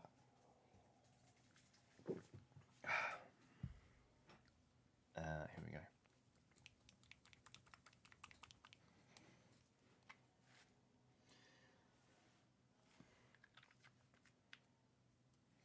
Mr. Tom for the win says, I have a stack of floppy disks in front of me right now. I am old. My first ever summer job was copying files onto floppy disks. I sat there with a computer, insert floppy disk, right-click folder on desktop, click copy to floppy disk, wait a few seconds. You could hear when it had stopped writing to the disk. Take it out, insert a new disk, do it again. That was my entire summer. Just copy, eject, insert, copy. Good times. Dr. Mobius says, have you ever played a TTRPG called Rifts? No, I haven't. I'll look it up. I'm kind of still just playing Deadlands all the time, to be perfectly honest with you, but I wouldn't mind picking up a new RPG now that sort of things are slowly starting to open up again, and hopefully, you know, the whole coronavirus situation in the UK is maybe coming under control. It'd be good to sort of start gaming with people in real life again. I think I kind of have reached my limit with the number of online games of TTRPGs I can handle, but trying something new in person would be good.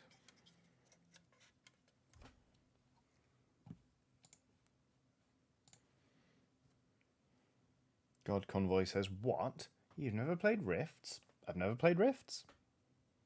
I'm starting to understand I should do. What is it? Could somebody please just give me a sort of the elevator pitch for Rifts?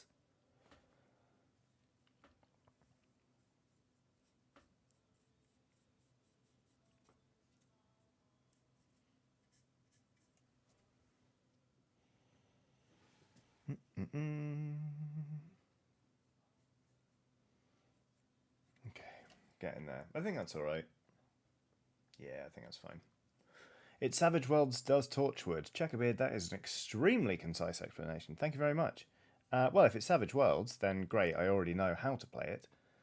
I'll check it out. Because actually, I've only ever played Deadlands on the Savage Worlds system. It'd be nice to try something else and see how it goes. Is that going okay? Just fucking go solid, you little bastard bit of shit. You know what? It's fine. It's fine. That's fine.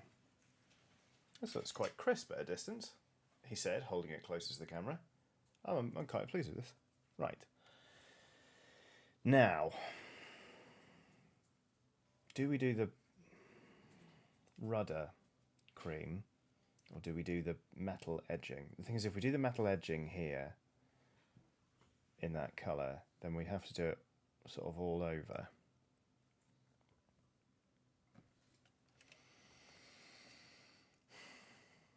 Because then, right, so I could do the fins and the rudder, where like the main body of it is this cream. Will says, my understanding is that Rifts is quite the early 90s publication. I'll have a look. Team People has done a super chat saying, started 3 businesses and I'm working on the 4th, so I'm curious, how do you plan long-term goals for a platform like YouTube? Well, the thing is that with YouTube, the goals are always the same. It's just grow, it's get bigger.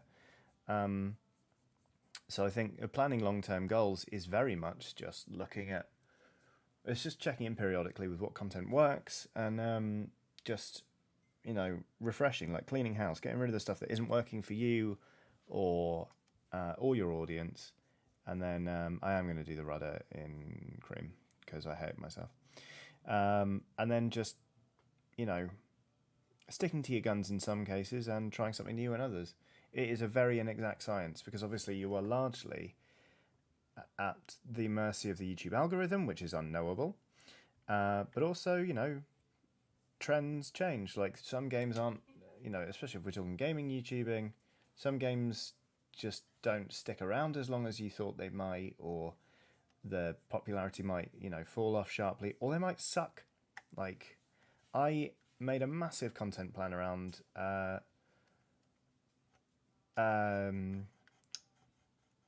Shadow of War, Middle-earth Shadow of War. Did a whole playthrough of Middle-earth Shadow of Mordor, thinking like, oh, we'll do this playthrough and it'll be huge and la la la. And I cancelled the playthrough series because I hated the game. Things don't always go exactly to plan. So it's just, like I say, inexact science.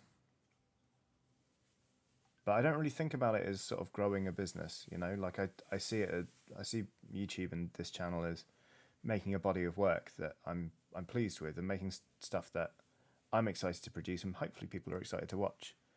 Like, I'm not a business-minded person. I'm much more of like a creative. So that's gonna look all right. So that's kind of my approach. But Stephen Paul has done a super chat to say, has anyone tested the thing with the maze and copyright music being turned off? We don't want Johnny to miss the thing because he's streaming. I believe that super chat in its own way refers to the Control Let's Play I'm doing and the fact that I've turned off copyrighted music so I don't get a copyright strike. And it sounds like the Ashtray Maze has a moment involving some licensed music. I've seen a few comments from people being like, no spoilers, but I can't wait for Johnny to see to reach this bit. I don't know. We'll see. I'll miss it or I won't, I guess. But muting things for copyrighted music is a shame, but I'm glad the option's there. Like I muted the copyrighted music for Jurassic World Evolution the other day, because funnily enough, the work of John Williams is quite well known and YouTube is quick to pick up on it. When I played it for fun off stream after that, I re-enabled it and just heard the like come sweeping in, and it was delightful, delicious even.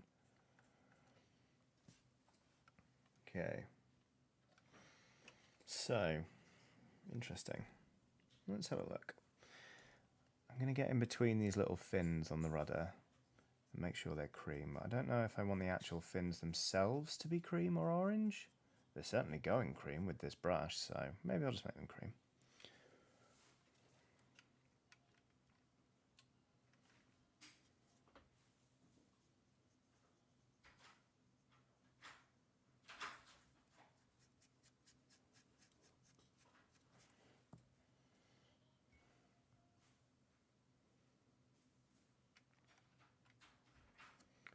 Roswell One says, pretty sure you turned off the copyrighted music in the second to last Control episode for Patreon people. I did, yes.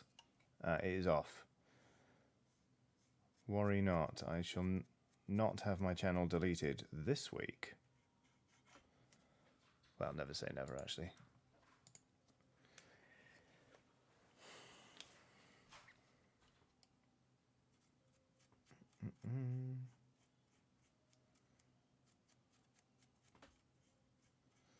Ugh, cream is boring. Patchy. Right, let's try the other way.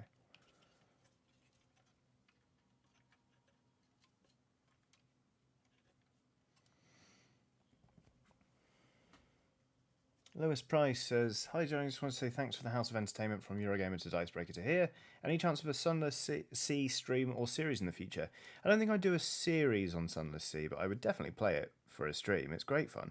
I was thinking about doing it actually, but I'd probably do Sunless Skies instead because it is, I think, a better game, especially in they've really nailed the early experience because Sunless Sea, while great, is a lot of repeating early game content, etc., etc. But Sunless Skies strikes a much better balance, and I think the team composition, without saying too much of anything, is significantly better for Sunless Skies.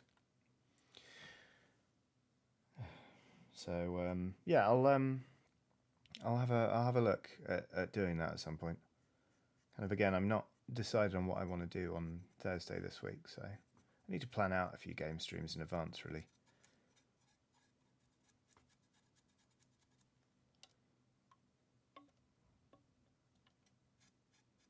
Okay. I'd sort of dabbled very briefly with the idea of doing something Mass Effect related on the channel because, and don't lose your shit, I've never played a Mass Effect game, but also I know that there's such massive undertakings that dipping my toe into an entire trilogy doesn't feel like a very smart move for me on this channel. As sure as I am that some people would like to see me play those games, I'm a bit like, maybe not. Iron Scar has done a super chat saying, I've got to go now. Here's my apology for my bad puns earlier. This does not mean I will stop them in the future, though. You have been warned. Thank you, Iron Scar, very much for the super chat and for your I can't talk today. Your unrepenting commitment to puns. I wouldn't have it any other way. Why is my phone going off? Fine. Got a message from a friend saying 86.5% hydrated. We're very proud of you. I'm still using an app where you track how much water you're drinking, and you can have drinking buddies so they can see how much you're getting through. And I'm very pleased to see that my friend Paul is proud of me.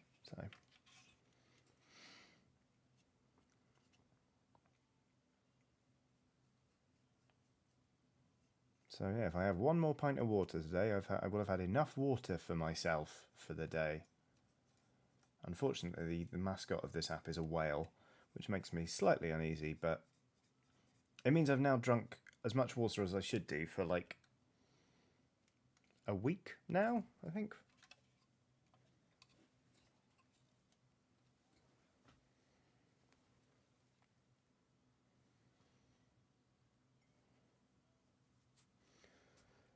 So much layering.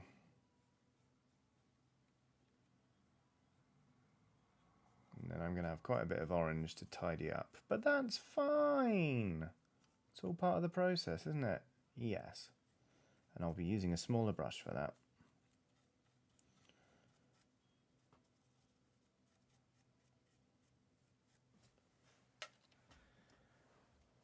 The whale app, if you're curious, Will, is called Droppy. D-R-I-P-Y. And it's quite fun. Will, let me know if you want to be drinking buddies. There's it is free, but if you want to track other drinks like tea or coffee or you know, anything really, I believe you have to pay. But it's like I paid a tenner for a year's subscription because 92p a month seemed all right. Yeah, it's good fun. Although if you drink a beer, it takes water off of your count, and the whale looks sad. It's like, you're getting less hydrated. And I was in a pub on the weekend because a friend had a book published, so we were sort of celebrating, frankly, that incredible achievement. And the app every 5 minutes was like, please, my lord, drink some water. It's like, I'm busy. And then I went home and drank loads of water, which was good. So I'm getting on with the app, but, you know, like Duolingo, it's continuing a proud tradition of very insistent animals with a vaguely threatening aura. So there that goes. Right, that's how that bit of the rudder's looking. That's how this side's looking. Bit patchy, right? Both a bit patchy, actually. Ugh.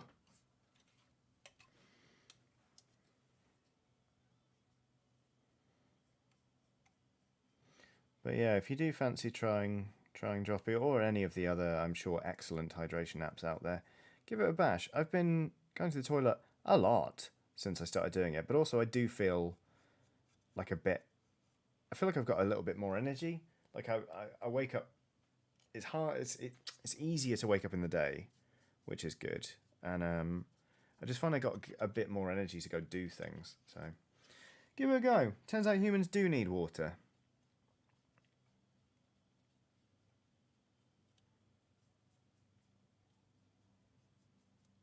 There we go. HC Bird says, I'm hydrating. Yeah, hope everyone's hydrated today. Have you drunk enough water?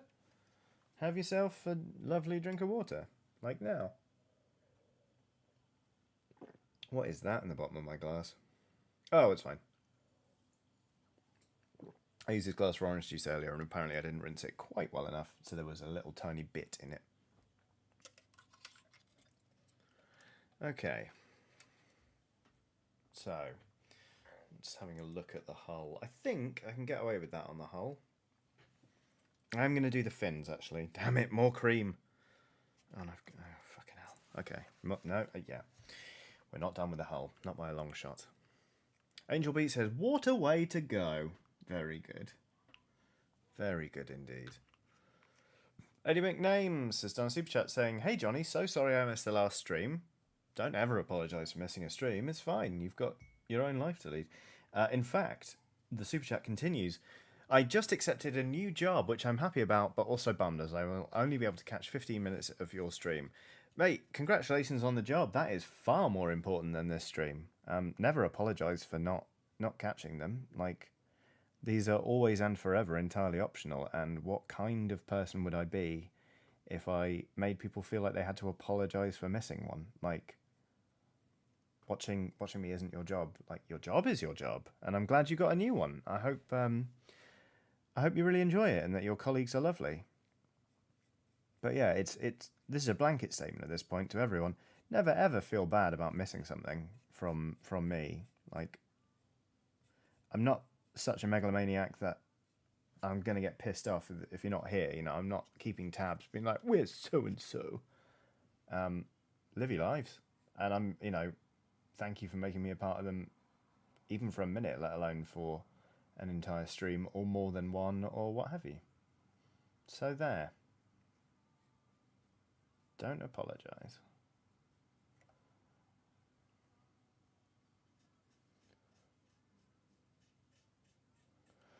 More cream.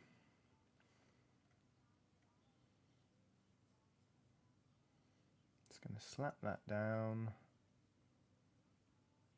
in there.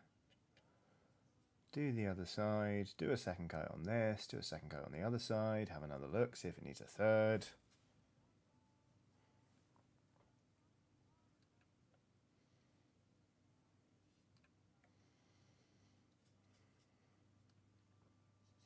Oh, shit. No, that bit was meant to be orange. Okay.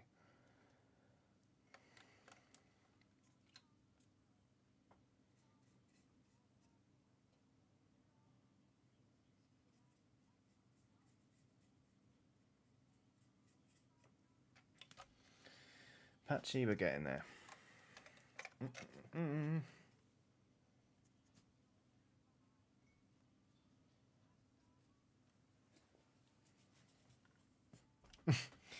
Titan Uranus says, I feel like there is a joke to be made with drinking a lot of water and streaming, but I just can't nail it down.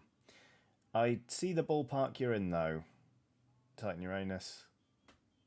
There's definitely something there, but I'm not entirely... Yeah, I can't quite land on it either.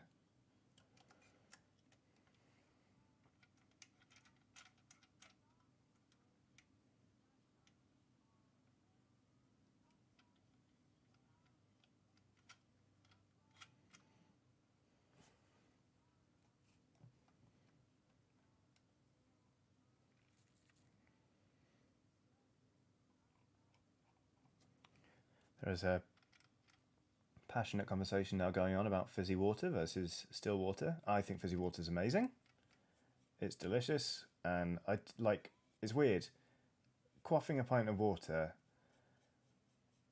I'm sometimes just a bit like, oh, this is a chore. But with fizzy water, it's like, no, it's delicious. Num num num num num num num. Love the taste of it. Love the feel of it. Good on, good for you, fizzy water. You're fucking brilliant. Angry water, like Will says. Angry water.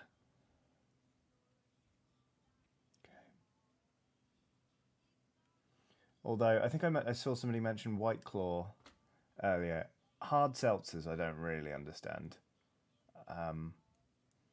They seem like just a not very pleasant drink. Like if I'm going to have an alcoholic beverage, then I'd like to be able to, taste it and enjoy the taste of it.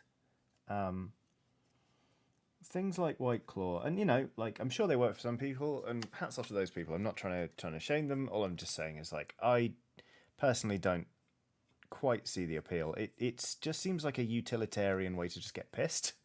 It's like, right, if I drink White Claw, like it gets the job done, and it's a bit like, are you really enjoying those? But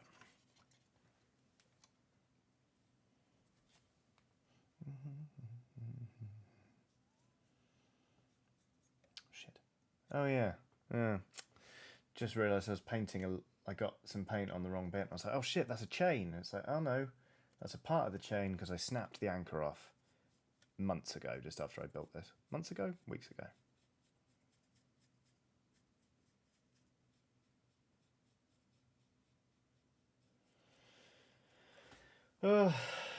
When will my husband return from painting cream onto a giant ship? Astrid Johnson says, do you think there's a Coriander-esque vibe with fizzy water? That's the only explanation that I can think of. Oh, as in the love it or hate it thing? Maybe, because, yeah, some people I know, like, hate fizzy water with a burning passion. Like, they think it's absolutely vile. Whereas, as a self-confessed lover of fizzy water, I can't understand how it can be that offensive versus still water. But it wouldn't surprise me if there was something deeper to it, because like I've had people be like, I don't know how you can drink that filth about fizzy water, and it's like, but it's just water with CO2 in it. But yeah, maybe.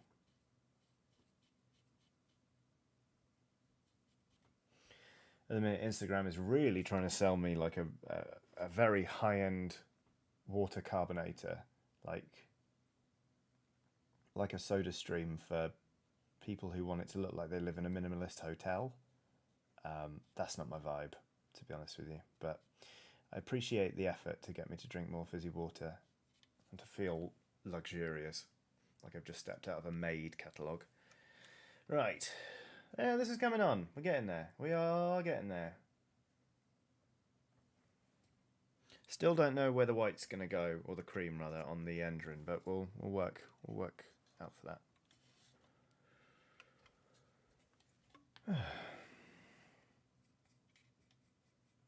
Got plenty of time to think about it while we're layering up the rest of the cream. Really did make a rod for my own back with this colour scheme. I get to do a whole army in it. Whoopee. Oh, music stopped again. There we go. There we go. Arcadia says, carbonated water tastes unpalatably bitter to me. Sorry. Firstly, never apologise. It's your palate. What you put in there is your business. But second, that's interesting because I've never got a bitter taste from carbonated water, like ever. It just doesn't, that's not how it manifests in, like, to me. It's just interesting, really. But like also, I can't understand, like, when people drink Negronis, I can't understand them. It's like, that's disgusting. Like, it's so bitter. How are you not all spluttering? But then I'll drink a sour beer and people will retch after trying it and be like, how can you enjoy that? People's tongues, mate, they're just built differently. James Abgey. has done a super chat to say, just starting the stream now. Please tell future James to hydrate and rest. Maybe he'll listen to you? I hope so, James. Let's find out. Hey, James, you should hydrate.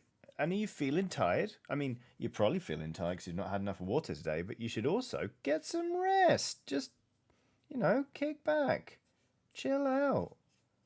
Paint several layers of cream onto something. Just, whatever you do to unwind and recharge your batteries, do it. And recharge your body's batteries as well with some water. There we go.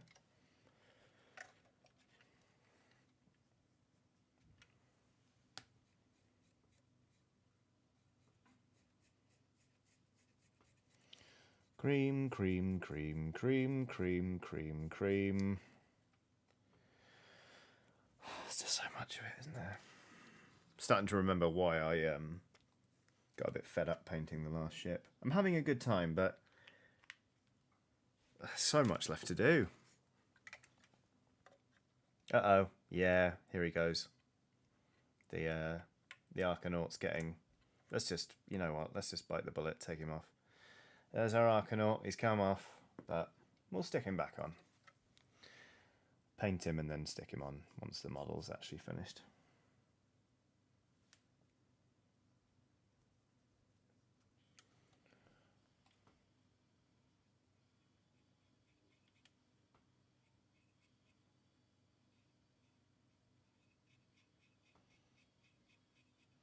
Talking of hydration, I know I just had a very brief 2-minute break about half an hour ago, just over.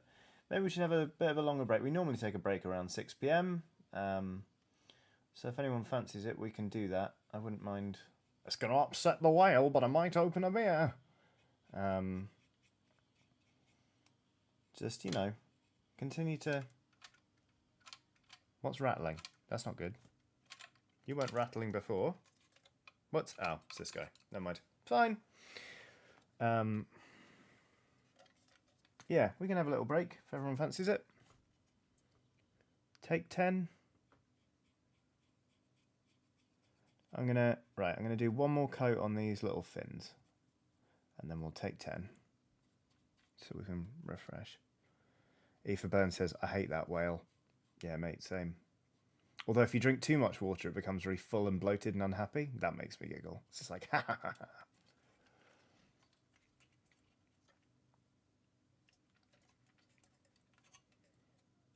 Okay.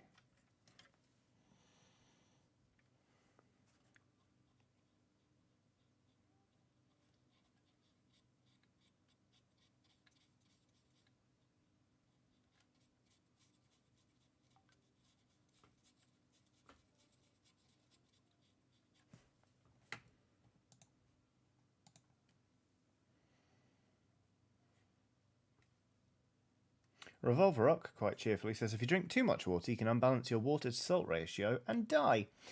Yeah, I'm aware of that, but it takes rather a lot more water than I'm drinking in a day. It doesn't take much to upset the whale, to be perfectly honest with you. He is very much like the Duolingo owl.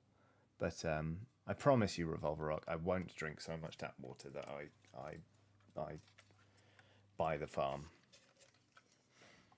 Aoife Byrne says, as you read my comment, the app popped up to remind me to drink.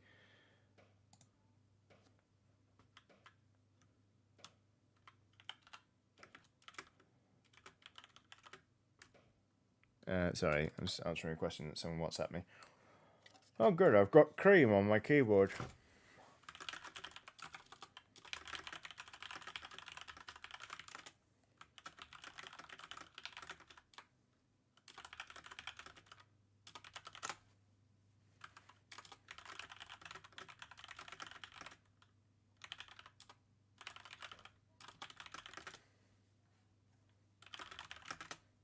Rank, everyone. Mr. the Jeff says, if you drink too much tap water, do you have to throw the spoon in the corner though? Well, as I understand it, from the way Atty said it, like you may as well throw the spoon in the corner because you don't need a spoon to eat when you're dead. I don't know whether you have to throw the spoon in the corner. Like on dying, people go like ugh, and lob them, but. Revolver Rock says, a break sounds like the opportune time for me to leave and go cook. Yeah, that sounds pretty good, Revolver Rock. I'm nearly there. I'm just going to paint a bit more on this fin, and then we'll take 10.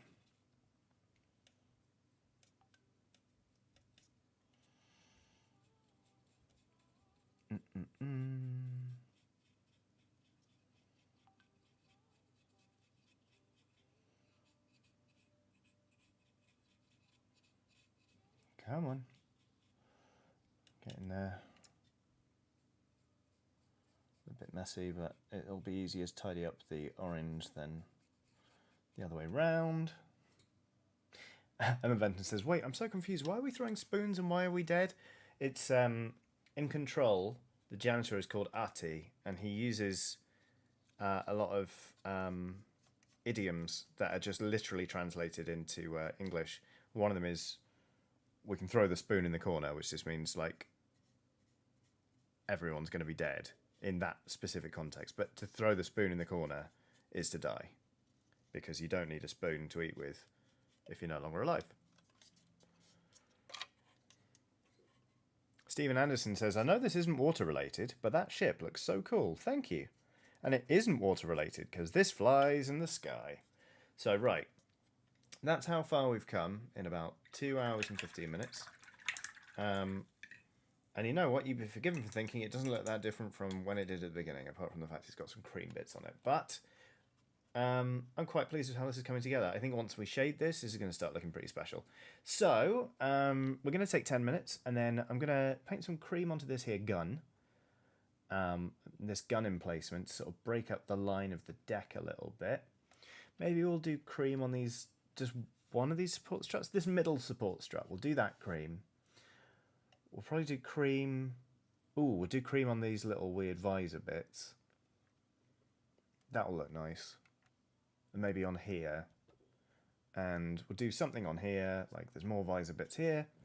Then it'll be time to shade this bastard. So, yeah. Anyway, everybody, grab yourself something to drink, or, you know, go to the toilet if you need to. You know, tell your loved ones you love them. Do whatever you want over the course of the next 10 minutes.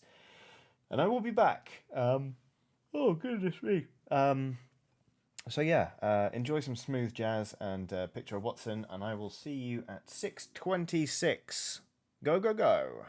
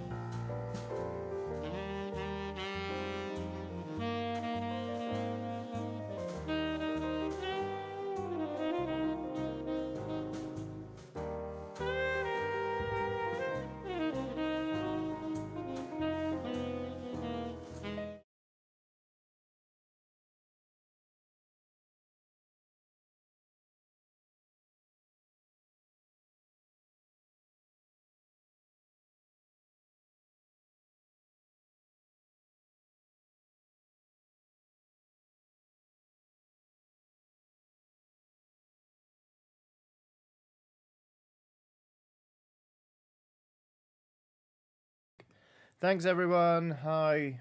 I've unmuted my mic now.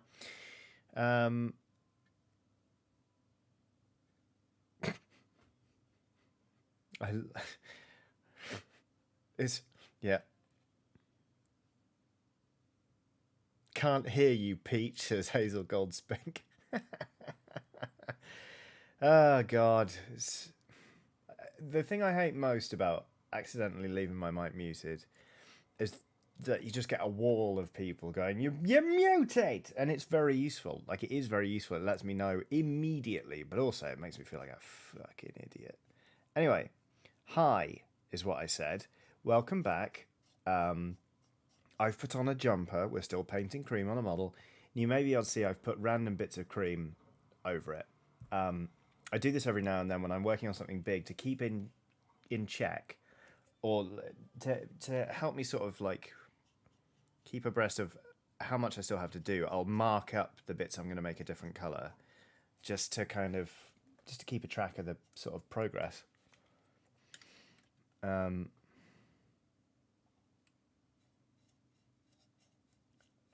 So yeah, you can see the bits now that I sort of planned to turn cream, which will take approximately 15 years because of just how layering up this paint works.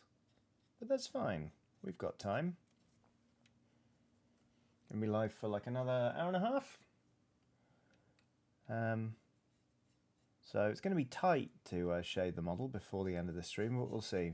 Then I might do some work on this sort of off camera in my own time and see how that comes together. And maybe we'll paint this again on a stream. We'll see. There we go. Charlie June says, "You're muted, you absolute muppet." Exactly. You tell me, Charlie. Thanks so much.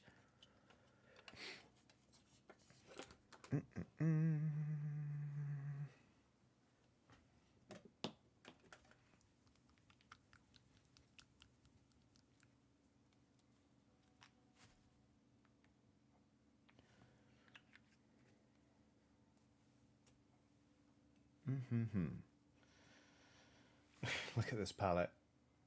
Like, if there's any indicator of just how limited the colours have been so far, that is it. Also, there's a messy palette.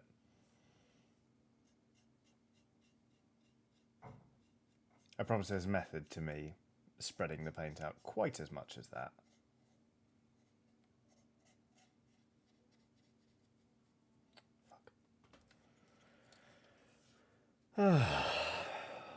Good. What's everyone having for tea? Eh? It's pizza night here, which will be nice. Although I don't know if we have much to put on a pizza. That'll be something. Roswald Walton has done a super chat saying, "You're not a fucking idiot. I just spent half an hour looking for a roll of parchment paper which was literally by my right hand side below eye level." Oh, I've done that before. Just sort of, yeah, looking for something that is just in plain sight. I hate it. Fuck. Crap. Took my eye off for a minute and got cream in the wrong place. Don't.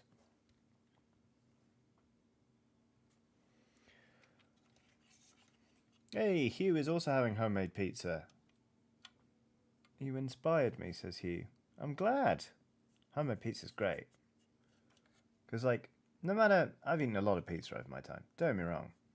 But every time I have it, whether it comes out of, I've made it in the oven or ordered it in a restaurant or it's been delivered, I'm like, wow, there's a pizza.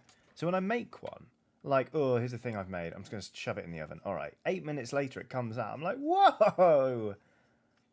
Like, how children are absolutely, like, babies are blown away by peekaboo. They're like, where did they go? Because they have no object permanence.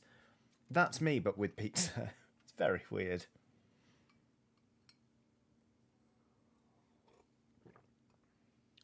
Stephanie M's having Hawaiian pulled pork with chickpea salad. Sounds delightful.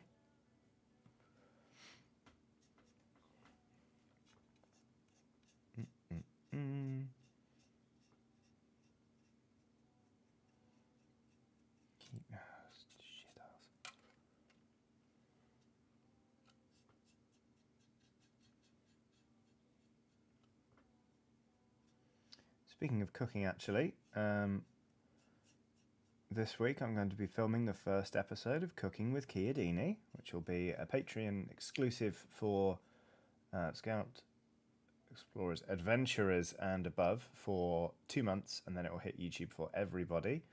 So yeah, we're finally back into the swing of doing video game cooking videos. Look forward to that.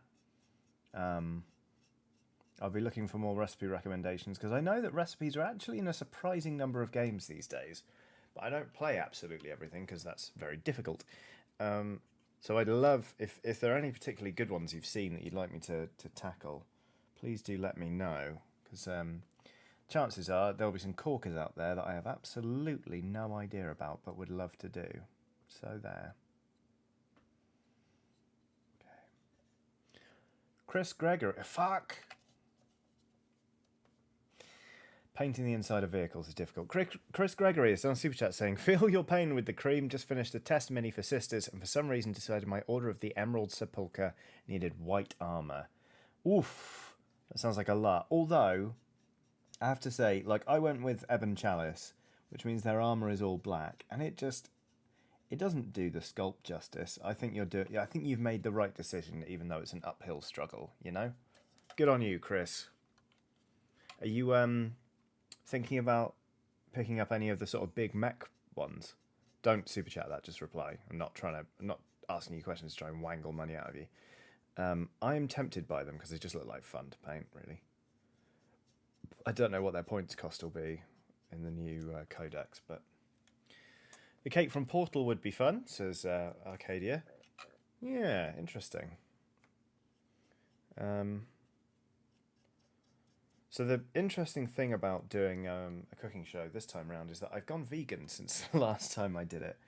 And to be honest, like, it's not actually going to be that difficult. Like, I'm used to looking at recipes and adapting them to be vegan anyway. So basically, all the recipes I do will be vegan. Well, I've got a couple in mind where I'm going to bring in some omnivores, but to eat the food for me. But largely they're going to be vegan recipes, but I'm going to give tips on how to make them either vegetarian or you know, just for people who also eat meat. Because, I mean, it's pretty simple. If I'm doing something and using a meat substitute, you can just use meat if you eat it.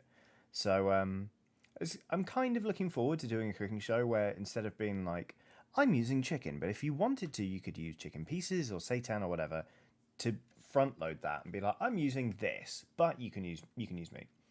I don't want it to, obviously, you know, like, everyone bangs on about, like, oh, those vegans who sort of won't shut up about veganism or are really aggressive or whatever. Like, you know, there's going to be none of that. But yeah, it's going to be interesting to be making recipes that actually have meat in them. Anyway. No. Oh my god, Scott Perkins says, oh yeah, the Sisters Max, or Nundam! Oh my god. Incredible. Ben Willsmore says, what game or franchise would you like minis for? There currently aren't minis for. Mine would be Iron Harvest 1920. I think that would be pretty cool. Isn't that set isn't that like set in the same sort of universe as Scythe? Because then Scythe has minis. It's got the mechs in the board game. What would I like? Ooh, Yakuza Tofu Ramen, says Jamie Serkis.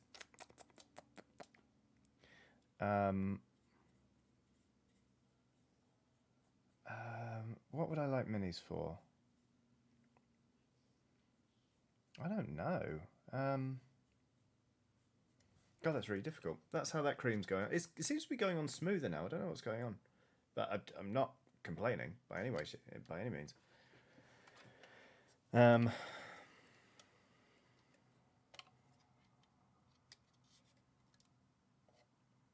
Ooh, Cozy Grove has interesting recipes like Camp Churros. Oh, that sounds great. I'm playing Cozy Grove at the minute. I'll keep an eye out. Because yeah, people seem to really vibe with Cozy Grove. I mean, I like Spry Fox a lot. I play a lot of Alpha Bear, and I used to play Triple Town constantly. So it'd be nice to do something like that. What is going on? Why is the cream now just like going on absolutely fine? It's probably because it's not just a big flat area, but...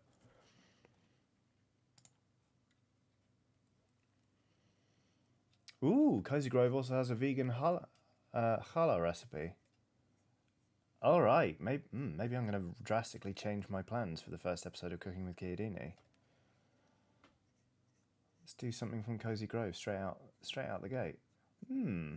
I mean, although this video is going to be Patreon exclusive for 2 months, which one of the nice things about it actually is that I don't have to chase things. Be like, well, if I don't do something from Resident Evil Village now, people will stop talking about it. They won't care. It's like, it doesn't matter. Doesn't matter anymore. Antonio Garza is on Super Chat saying, "Hey Johnny, in the middle of a workday, just dropping some love. Paint the F out of that ironclad. Also, consider traditional Mexican food. A lot of it is just veggie and spices based."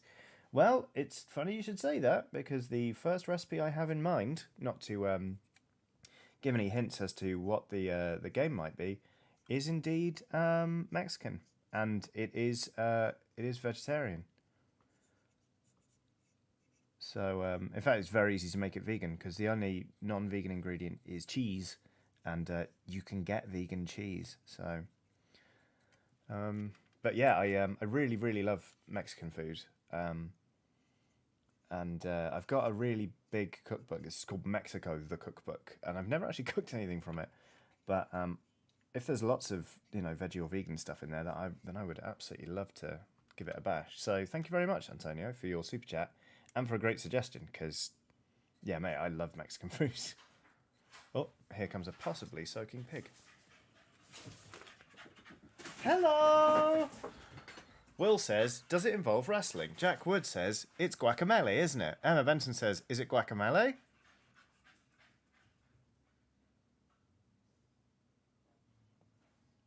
Yes. There we go. Yeah, it's like super quesadilla, I think, from guacamole. But shh, I didn't tell you. Oh no, it's not. It's yeah, it's an enchilada, isn't it? Yeah. Super. Did I say that? It's a super enchilada. Aiden Folk says, "Oof, guacamole is so hard. I love guacamole. It's one of my favourite platformers. I don't think I ever finished it because I did actually get stuck in the screen where I couldn't get off. I just couldn't get away from that bit, and it's where the game had auto-saved. I even looked up, like, please help, how do I get away from this area? But I had to stop. HC Bird quite reasonably asks, I mean, how many games are set in Mexico anyway? Very true. I hadn't considered that.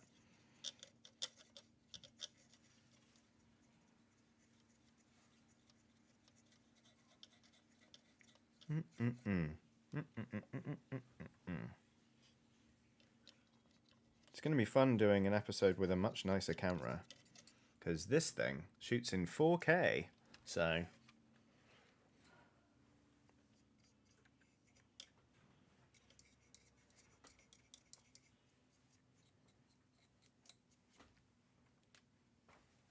Was the pig good?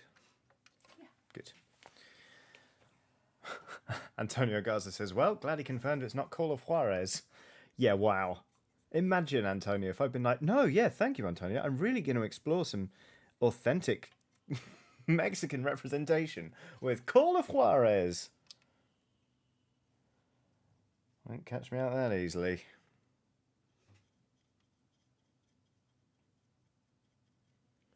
Some more cream on here because that's what my life is now.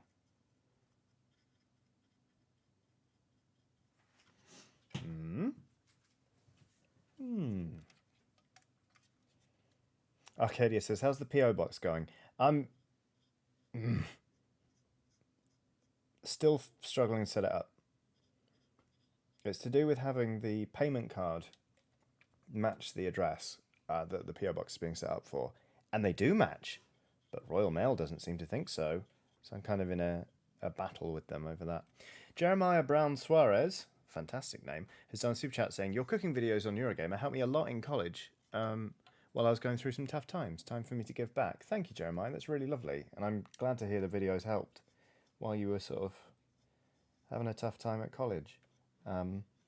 That series took off in a way I did not expect. Like, it was such a... Shut up, cat. It was such it was such a, like... I did an episode as a joke, because we found a recipe for quenelles, fish quenelles in Dishonored 2, and then suddenly, like, everyone was, like, really into it and suggesting more. And Luna, come here. Loons. Luna, come here.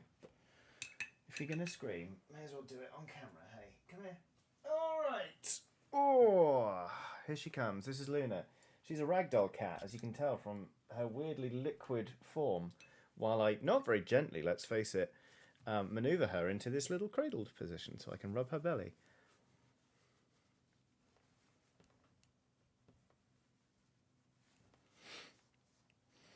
Charlie June says, that cat sounded like a remote control car. Yep. Where? Luna is like 10. And yeah, she has little white socks. She's got little white blaze. Where are you going? Where are you going, buddy? You off? If you start screaming for... Oh, no, you're just cuddling in. No, you're off. See you, Linz.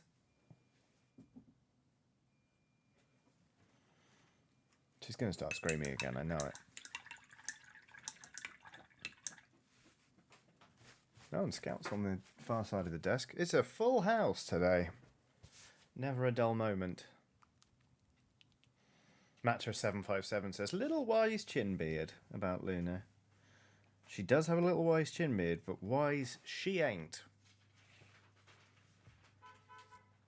Oh, great. Now the cars in the street are honking. Just... fuck it, yeah. Let's make some noise. Ugh.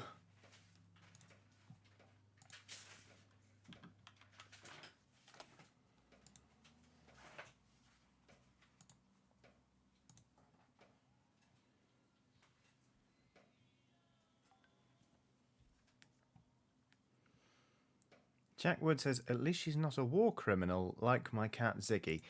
Jack, gonna need some more information on that one, to be perfectly honest with you.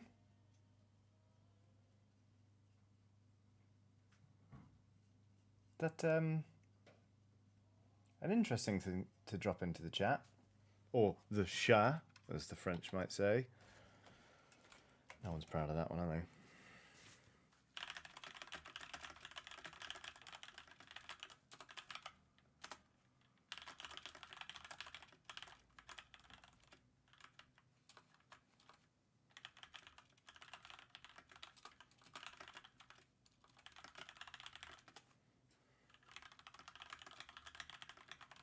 Sorry.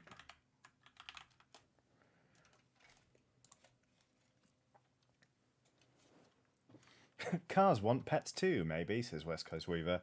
I am not going to go outside and pet a car. I don't think in this part of London anyone would take kindly to it. Excuse me. Oh.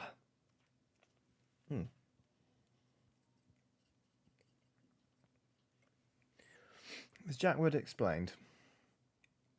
here we go. He brings in things and tortures them and he refuses to stay indoors. Yes, those famously outdoor war criminals. All of them. Okay. Alright. We're getting there, There's going to come a point with this model where I can no longer just grab hold of it like this. I'm going to start moving paint off it and messing up my own work. But, what the fuck was that? Sounds like a cat just knocked something down. Possibly a wall. Oh, actually, it sounded like a guitar.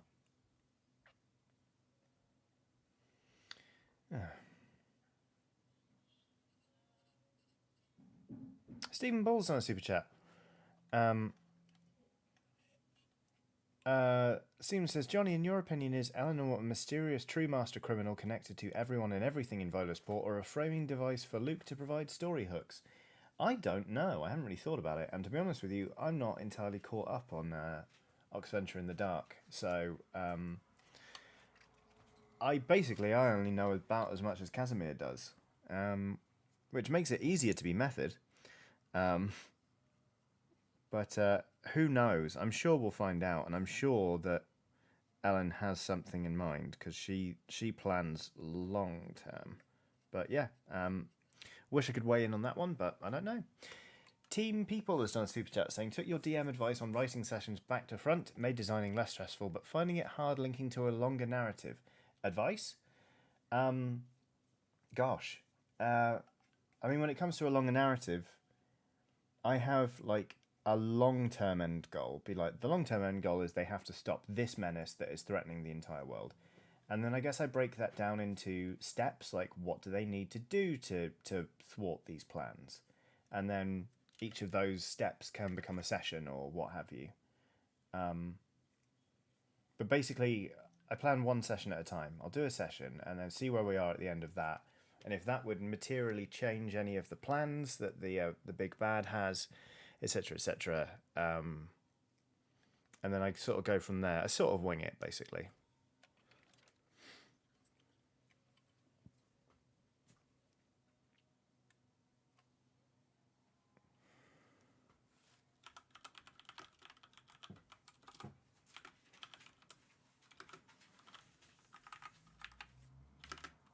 Sorry. Getting messages that I need to respond to. There we go. I'm back.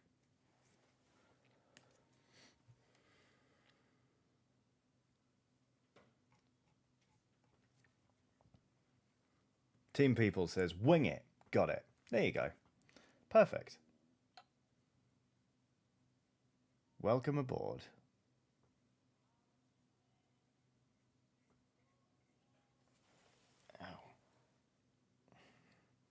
Oh, Luke played Casimir for a second, so you might want to check if he did it properly, says Mephi2Go. I'm sure Luke did. Do not worry. He has my express permission to play him if he needs to. I'm sure he did a great job. And was not openly disrespectful about it. I hope. Amanda Corey says it's looking good. Thank you, Amanda. Yeah, this has actually come on quite a bit quicker than I thought it was going to. I am pleased with how it's shaping up. It's nice to kind of paint something completely orange and then go in with such a high contrasting colour and just break up the form of the ship a bit. It looks much more like an actual thing now than it did even half an hour ago, which is good.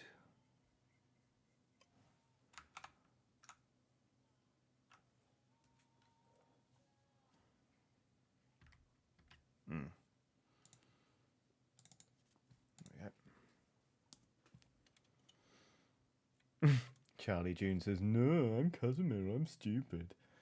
I mean, I can picture him saying that, or, you know, it's more of a Corazon thing to do something like that, but it's not out of the realm of possibility that someone might say that during a recording.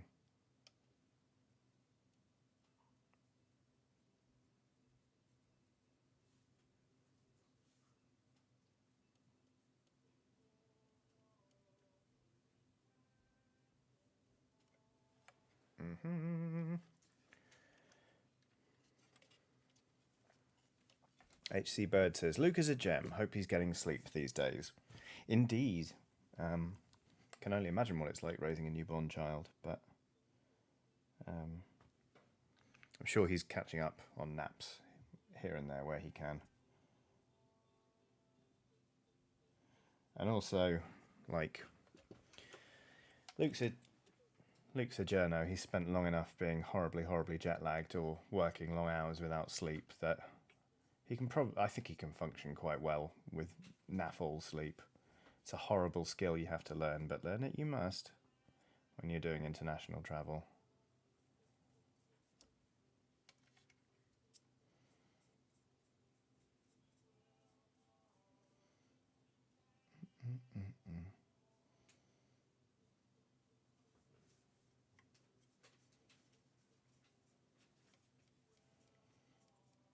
See, this is nice. You can see this little hatch down here.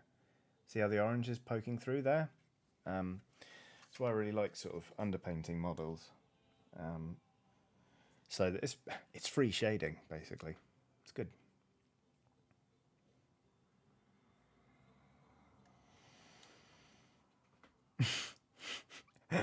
Madness in living colour. I'd forgotten about beef with the PH. On the topic of vegan products, beef always makes me think of swamp peef. Bloody love swamp peef. That algorithm trying to make up recipes was incredible.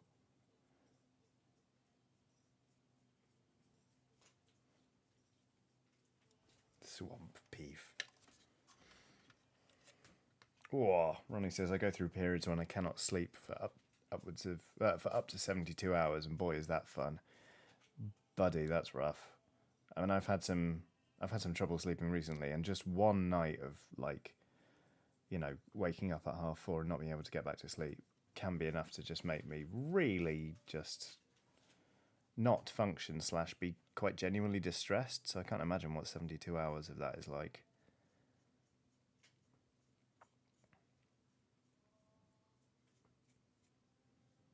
So I hope that shit sorts itself out. Anyway, right, there we go. That's some more cream on there. This is coming together, isn't it? Look at that. Might actually be a ship by the end of this. It won't. There's still so much to do. Silent Cobb, staying true to the username, has done a super chat but not said anything. The super chat is, I don't normally discuss amounts, but it's $7.07, which, is it a code? Is it tot? 707 in leet? Is it lol? Tot? Anyway, thank you very much, Silent Cub, for the super chat. I'll stop deep diving on conspiracy theories there. Tot, lol tot. Anyway,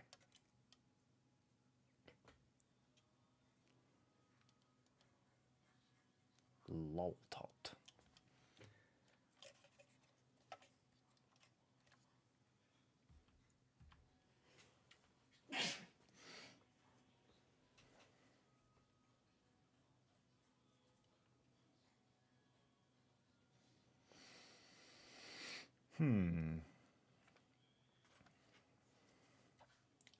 So this thing I've done perfect, like what, entirely cream here. I'm not going to do the entirety of that thing cream. I'm going to do this little bezel in the middle cream, just to give it some semblance of symmetry.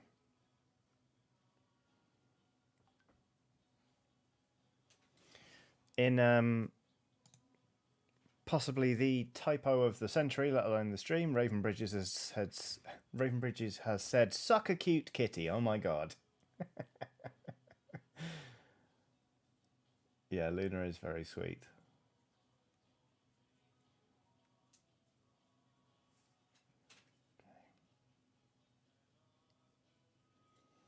Ta-da, there's that bit.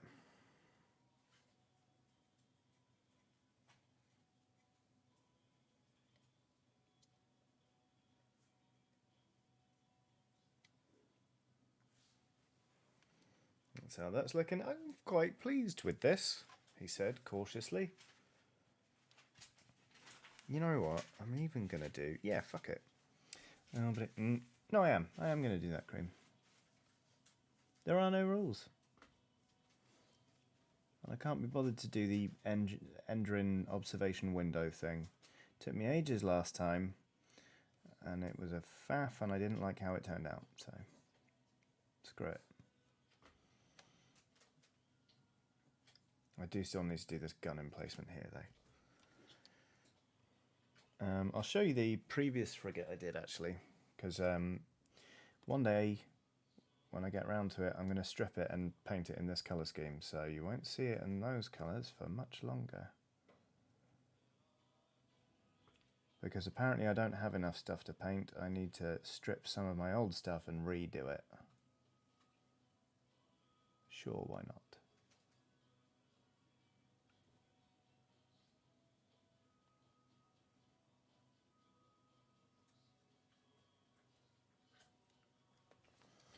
Cream. Charlie June says, wait, you put cheesecake in the oven? People are talking about cheesecake now. Yeah, I mean, there are two different types of cheesecake. There's baked and non-baked cheesecake. But yeah, baked cheesecakes are totally a thing. It's how they get that incredible, like, cementy thickness to them.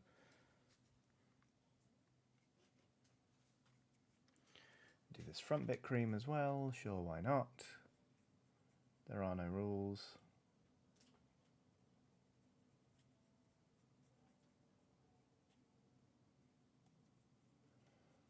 That's patchy. Let's get some fresh paint down there. Eleanor Hodge says, is there any idea of when you will use these ships? No. The last time I played a game of Age of Sigmar with this army was easily 2 or 3 years ago. And I don't know when I'll be playing Age of Sigmar again. But I'm not going to use it if it's not painted, so I may as well. I've been playing sort of smaller model count games, like Age of Sigmar Warcry and Frostgrave and stuff, and Blood Bowl, because they're just a bit quicker. Sometimes a game of Age of Sigmar can take an entire day, whether it's a good game or not. Sometimes they're just a bit boring.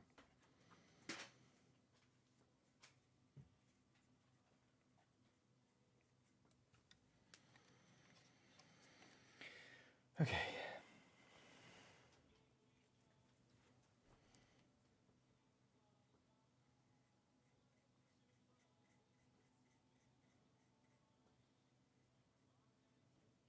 I'm going to paint this bit,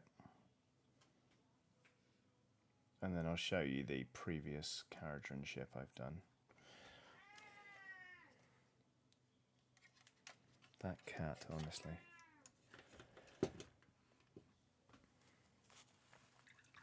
Nyalatho Rich says, hey Johnny, what have I missed? Currently cleaning my brushes while I chill out. You've missed a lot of orange and a lot of cream. Lots of it. We've also talked about bees, melting wasps.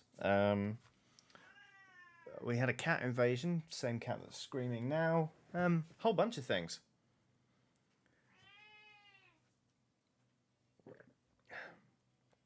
Keep Calm and Reload says, amazing howl on her pussyfootness there. I'm glad you think it's amazing, because it cuts through me like a knife. It's really disturbing, that noise. Anyway, this is the previous... here's one I did earlier. Here is the Arkanaut frigate I did. You can see what I mean about the engines kind of having these observation windows. Can't be bothered to do those on this Ironclad, but... here's how it looks. One of the fins is broken off, and I've been meaning to glue it back on. I'm not kidding, for 2 years. There we go. It's got the name of the ship in runes there. It says... oh,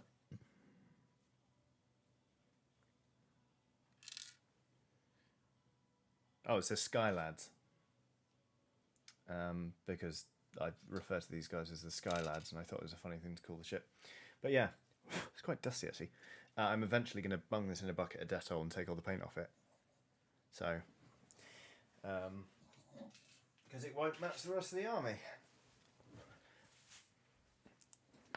Oh, that's one of the official Games Workshop sort of colour schemes for the Barak Nar, the first city, which again is not my favourite skyport. But, yeah. Okay.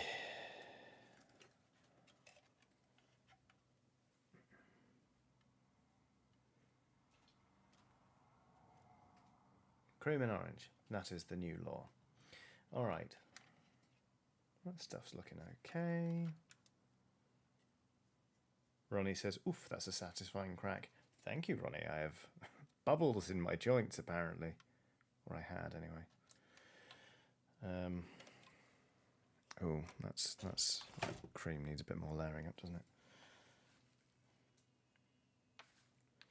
This stream has been brought to you by the colour Pale Sand and the number 4,000 layers.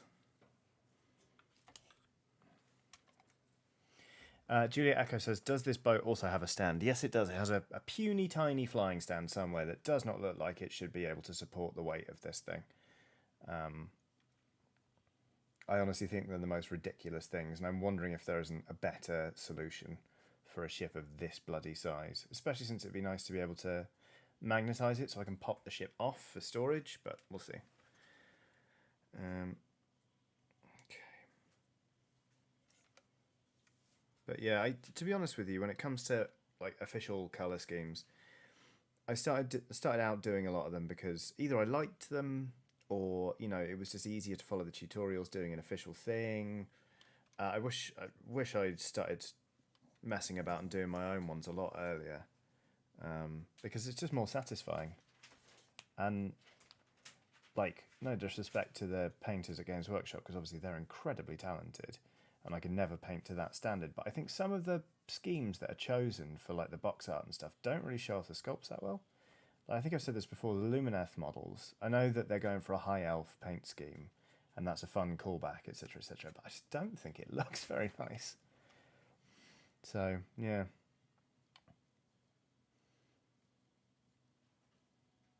Oh, White Wolf 0158 says drill and pin the top of the ball joint on the flying stand. They're a pain to balance normally. Good idea. Acrylic rod with a drilled hole into the hull does the trick. These are all good tips. I'll bear them in mind when it's finally time to stick this ship on something. Right. It's going to get cream on here. I know that some of these are meant to be windows, but I'll cross that bridge when I come to it. Get a flash of blue in there when I do those windows. That's how that's looking. Ooh, actually. Yeah, I'm really liking how this is coming together. Fun, fun, fun. Oh, Luna, shut up.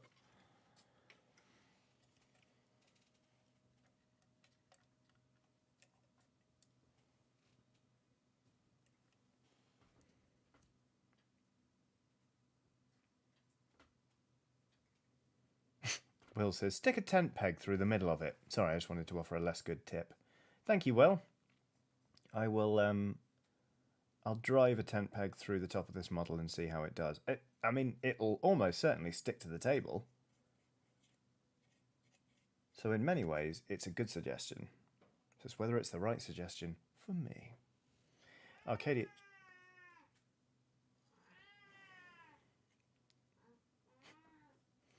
Wow, wow. So weird. Arcadia says, is it possible to do a base that looks like a cloud? Yeah, I reckon.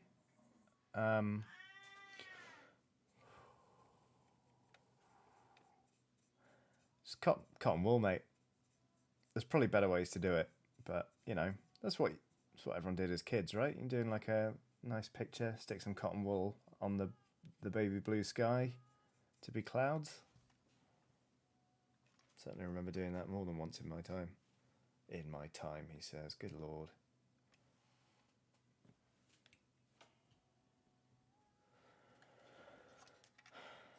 Glad you're all enjoying Loon screaming. Cat is co-host now. Oh, God.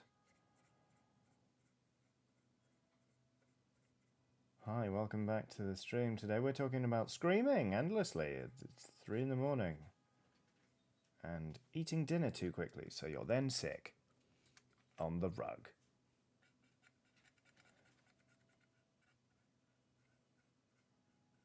Later on we'll be talking about the dog and how much we hate her and we want to bite her on the face. And then we'll just be doing some gentle purring.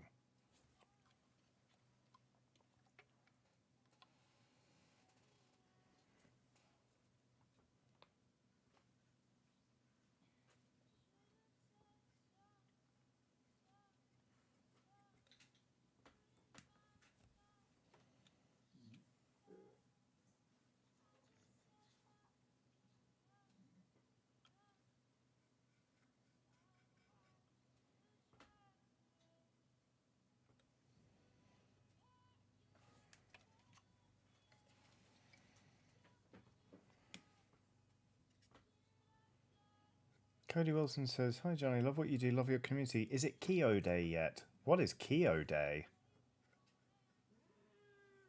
Every day's a Keo Day for me. I'm inescapable because I'm me. Caterwauling with Chiodini. Nicole Jar? That is an excellent and horrible suggestion. Right. Ooh, let's do that top bar cream as well. Yeah, why not? Do it that bit. Yeah, great.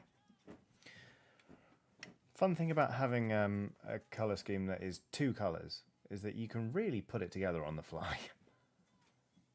Because it's a binary choice. Should it be this colour? Currently it's this colour. Should it stay this colour? If yes, do nothing.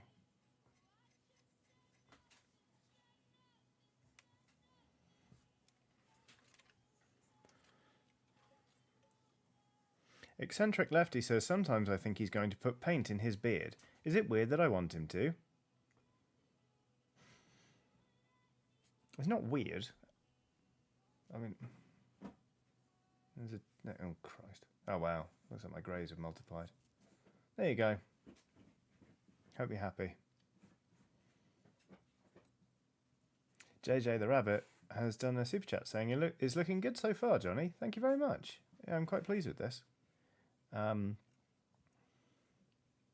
From experience, I've done a whole Blood Bowl team in this colour scheme because I kit bashed some Kharadron and Overlords into the Dwarf Giants Blood Bowl team. I know the colour scheme looks good when it's finished.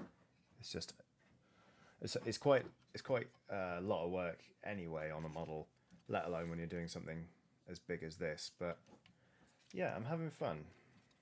There we go. So we'll do another layer on that turret. Then I'm quickly going to slap some black down on the deck of the ship because it doesn't need to be orange. It doesn't really make sense to do it orange, and I'm definitely not doing it cream. And then I'll give it a quick once over, tidy up some of the cream and the orange maybe, and then I'm going to shade this mother. There you go.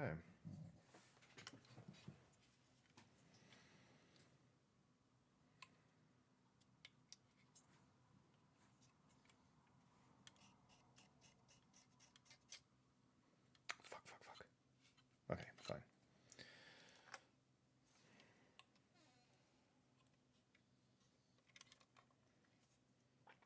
I should probably do some cream on that bit. No, I can't be asked. Oh, that should be cream though. That is fun. All right, fine.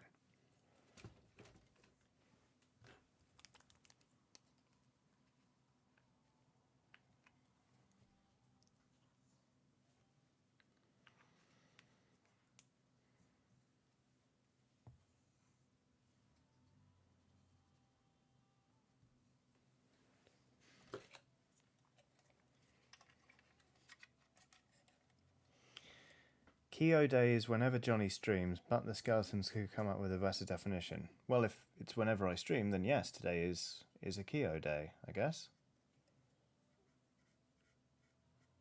There we go. I don't know if this is a thing the community's been talking about more broadly, but it's news to me, buddy.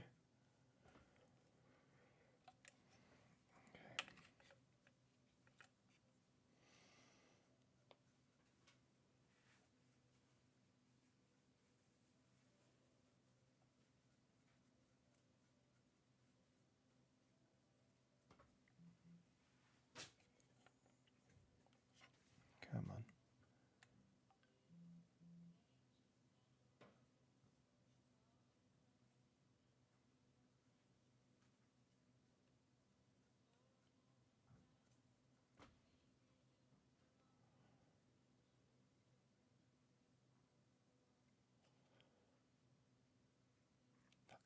Eccentric Lefty has done a super chat saying, thank you so much for paint in beard. You made my day. My dad puts ice cream on his nose when we have ice cream as a family. You have made my day. I'm very glad I could help.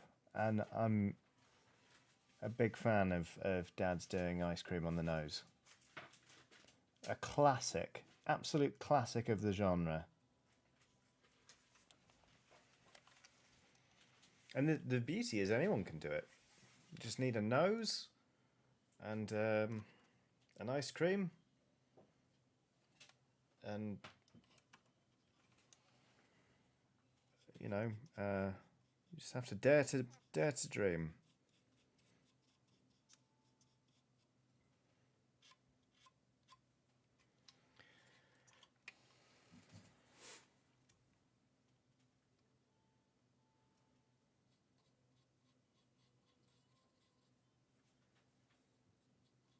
according to Will, Eject's Resd has been cancelled. Bummer. I mean, not overly surprising given the continuing circumstances, but I miss that show a lot, and I would like to go back to it.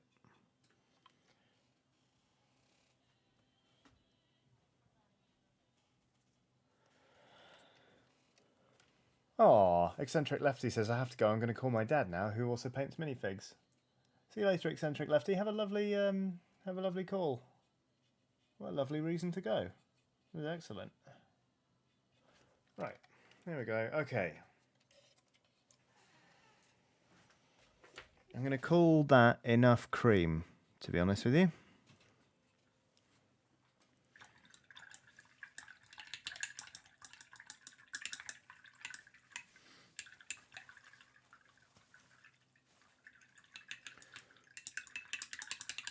Ah well, Rest will be back. We'll all be cramming into the Captain Kid and struggling to hear one another before too long, I'm sure.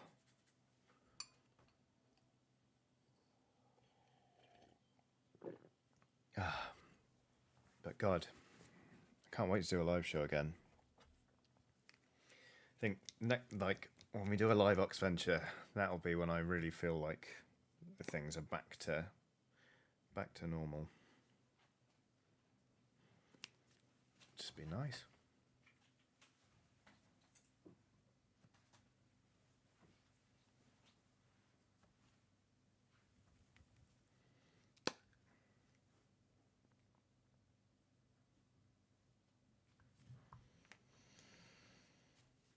Right, I have mixed up some more orange. We're now going to go back in and tidy up the bits where I overpainted the cream, but for that, excuse me, but I'm going to use a smaller brush.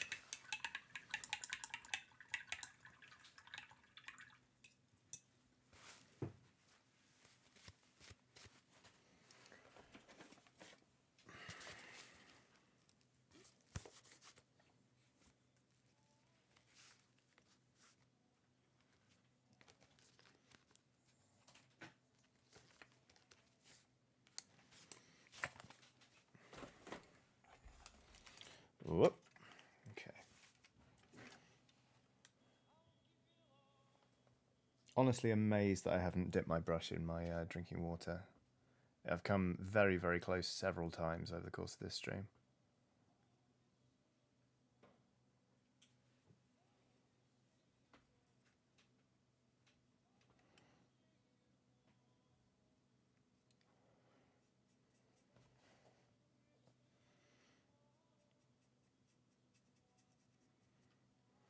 Bloody hell. Some of this is untidy.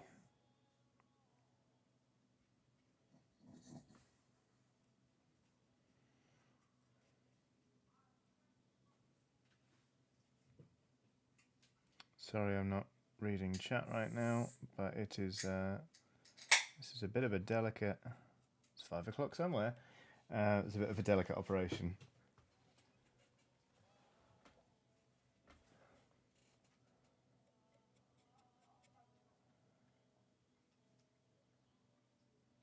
Here we go, there we go.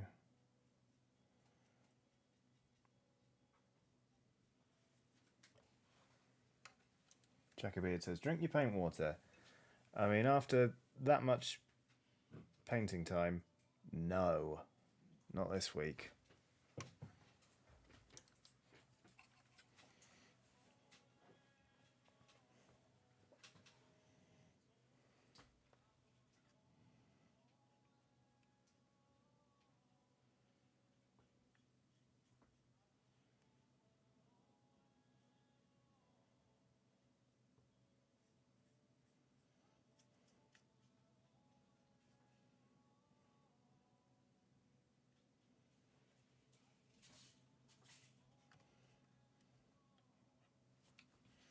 Tidying up. Will said, this weekend I discovered that World Bearers Red is quite spicy.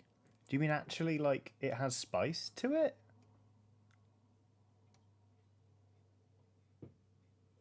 Because that's amazing. Maybe it's like, you know, coating the Switch cartridges in a chemical to make them bitter so kids don't eat them.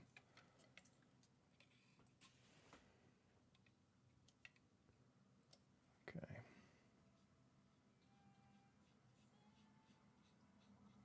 This is the problem when I paint vehicles. I can feel my patience ebbing. So I'm like, I should really tidy up these bits. And there's such a big part of my brain's going, nah, don't, fuck it. But I really should. It'll look better that way.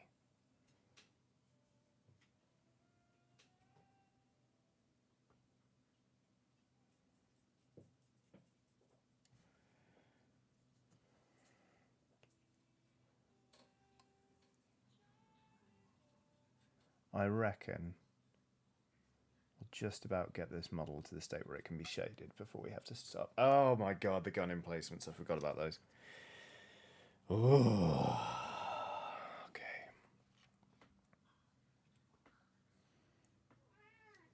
Here she comes. Here she comes. What do you want?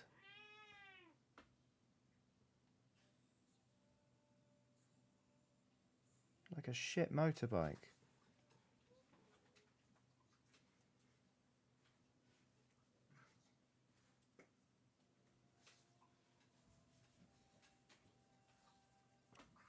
Okay, it's worth cleaning things up. I've been cleaning up this gun emplacement. Still don't know what to do about the face. Might make it metal, like metallic. Because it doesn't feel right painting it cream, and it doesn't look right being just orange. So I'll paint that very carefully later.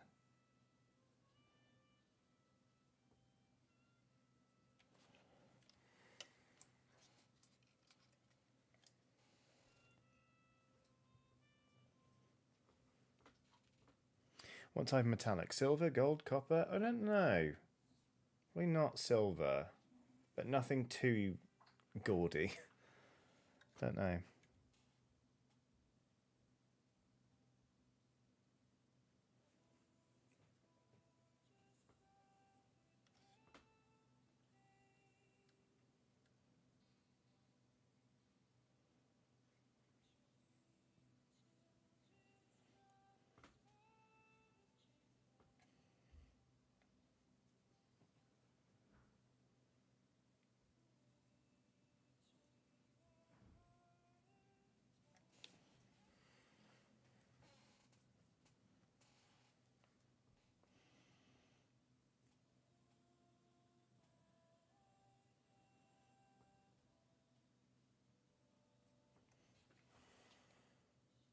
There we go. Gun emplacements are looking a little bit tidier.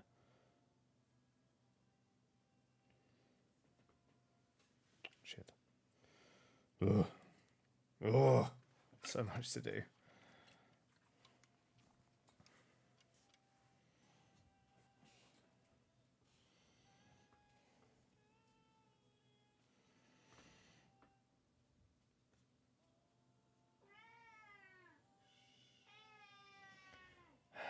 It's not even necessarily anything she wants, to be honest with you. I don't think she's...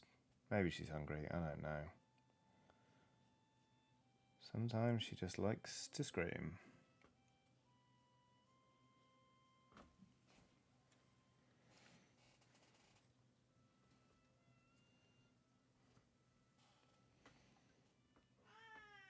Wah! Ah.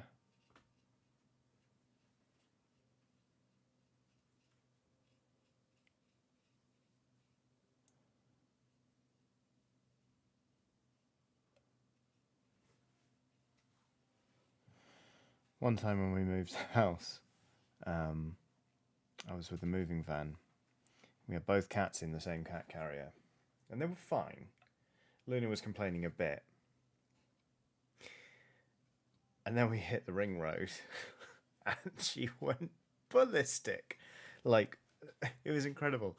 As we pulled on to this, you know, like the London Ring Road,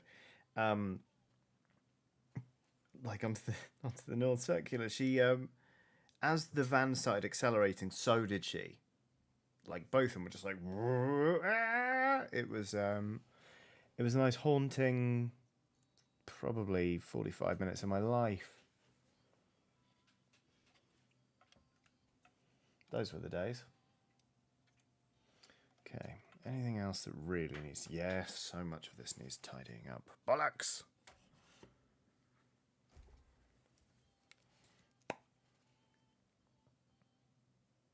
Hermit Prime asks, have you tried screaming back in an authoritative tone? Technically, yes. And trust me, it doesn't work. But I appreciate the suggestion nonetheless. What do you want?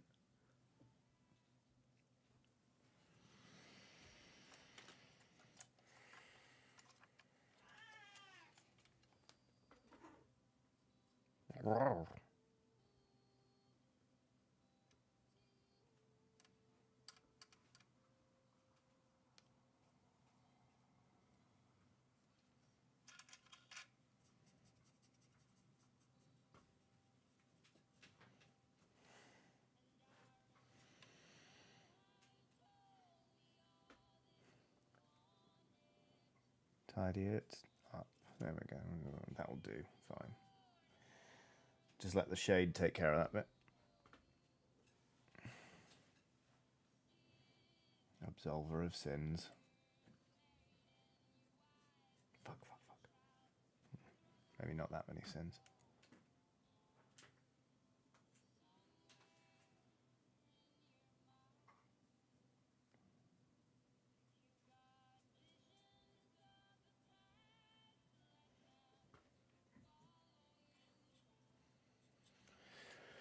Phew. All right.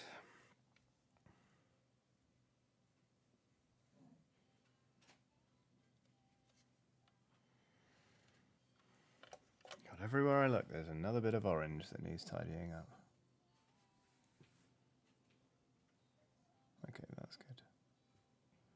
Fine. Fine.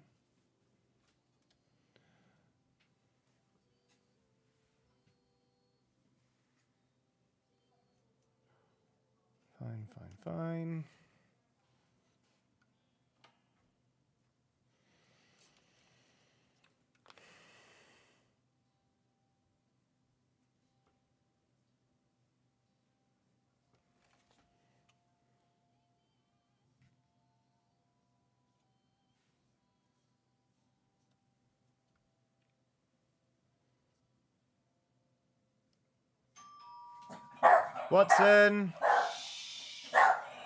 Watson! Hey! Watson!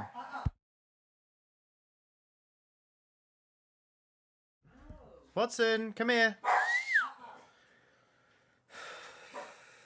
She doesn't normally bark at the door, she's just started doing it, and we're really trying to train it back out of her.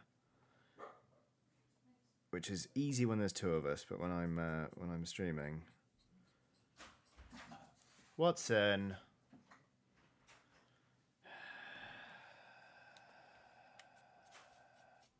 Fun for all.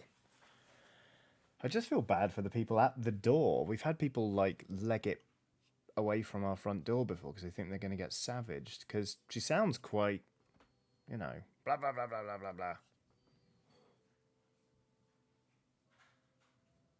And she looks quite imposing if you're not into dogs. But oh well. She's unlearned some habits, to be honest, moving house. So I think we're going to do some, like, go to your place training. And then just have a day where one of us stands outside ringing the doorbell repeatedly. That'll be fun for everyone, won't it? Okay. So here's how we're looking. That's sort of the orange and cream up to a standard with which I'm happy. The deck looks bad. The deck looks... does it? I mean, it doesn't look even. But I quite like the idea, actually, that this deck was orange and has just been worn by lots of dwarves running about on it. If I'm being totally honest with you, I'm suddenly inclined to leave it, and it's not just through laziness. I did say just, so there is definitely an element of laziness here, but oh, a bit more could do with fixing. My elbow's slightly wet, which means I probably put it in my wet palette, but it doesn't seem to have more paint on it than usual, so that's all right. We'll call that a win. Fuck! Forgot I was going to paint this thin cream. Never done with the cream, am I? Bollocks! Yeah, and it will look better that way. Fine. Oi! I was about to say these dwarves better appreciate this, but they're plastic, inanimate dwarves.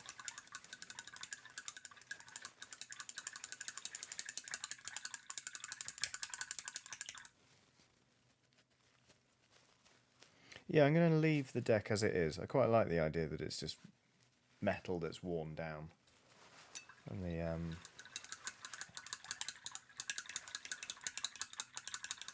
orange is just worn off. How did I get paint up the ferrule that easily? It's really annoying. Trying to take more, well, I'm trying to take better care of my brushes with mixed results.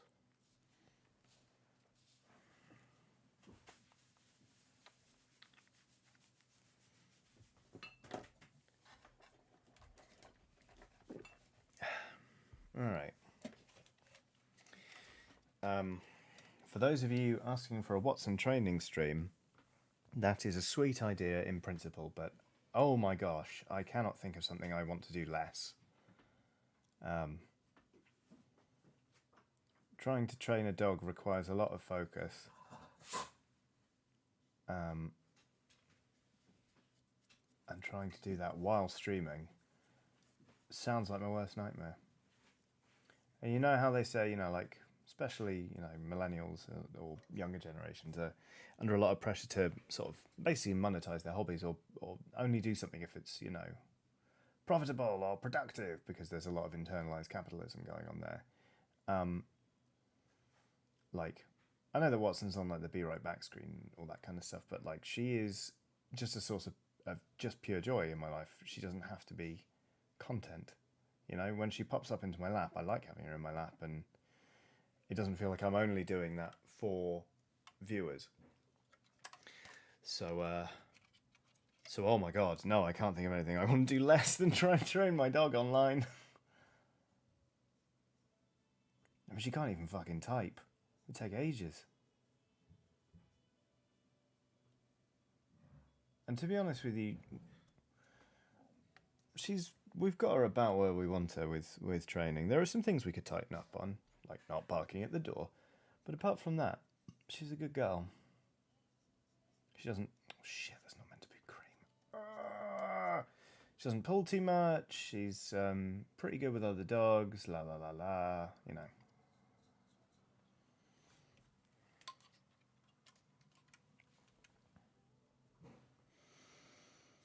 Cream, cream, cream. Endless fucking cream.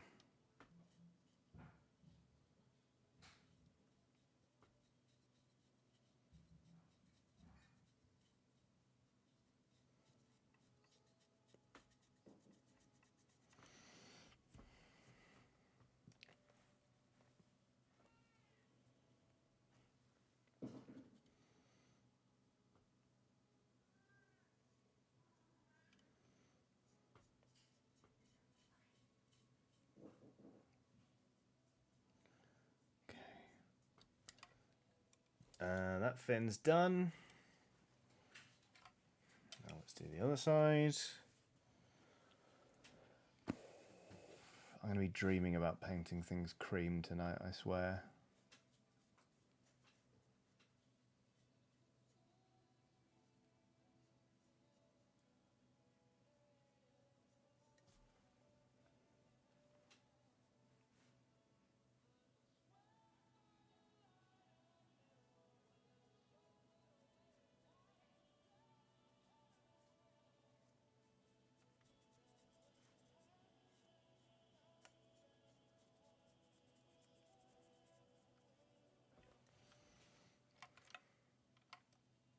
Cool. Cool. Oh, crap.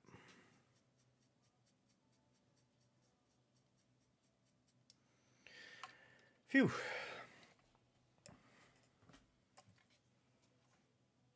Okay. Yeah, that looks alright. Not bad for like 3.5 hours work.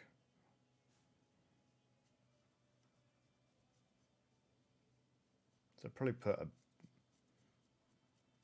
4.5 hours into this, maybe 5 hours so far. And hopefully, once it's shaded, there shouldn't be loads more work. It's about the same amount of layering, probably, or even less. And some highlighting.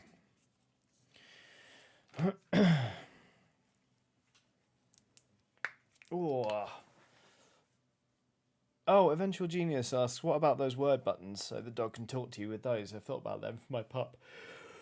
We've actually been training Watson with those. We got it before we moved here. We got her to pretty regularly press a button that said outside when she wanted to pee. She's got one for water. She's got one for when she wants to play. But she kind of reset when we came here, so we need to work with her on those again. We've not really found the time to. But yeah, those buttons are great. I mean, you look at dogs like Bunny or Stella online, you see the sentences they're learning, and or rather the words they're learning, and like linking them, and like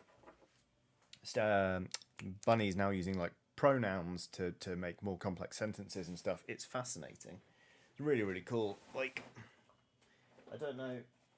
I certainly don't think we could get Watson to that level. Like, she's people smart, but she's not like, she doesn't have the raw intelligence of like a collie or something like that.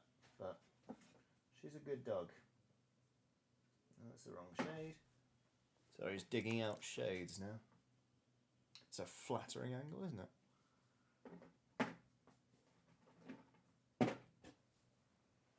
Fucking. No. Just tell you what, Johnny. You bring the box up. Oh, and hit your fucking mic with it. Why not?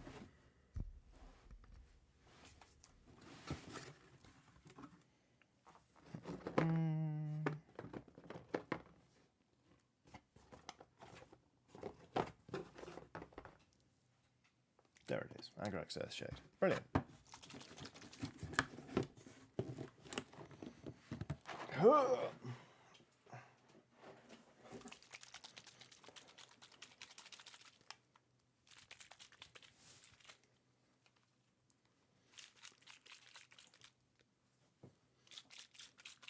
Oh, good. I'm glad everyone has also enjoyed when Bunny has existential crises. Really enjoyed the time when she looked in a mirror and went, "Who this?" And when told that's Bunny, just looked out the window for a while and then went, "Help!" That was perfect. Right. So, this may seem like a very small shading brush for such a big model. It's because it is. But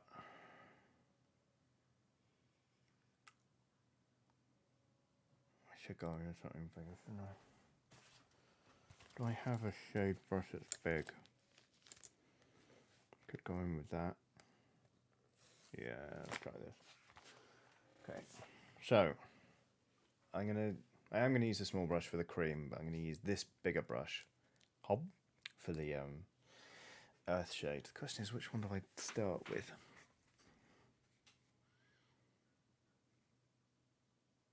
Start with the Agrax Earth shade, because there's just more to do with that. So we're going to shade the model now to add contrast and depth, etc, etc. And hopefully it'll start looking pretty good. What the absolute fuck? That brush is... No. It didn't pick up any shade whatsoever. Fuck that. Going with tiny brush for everything. Go tiny brush.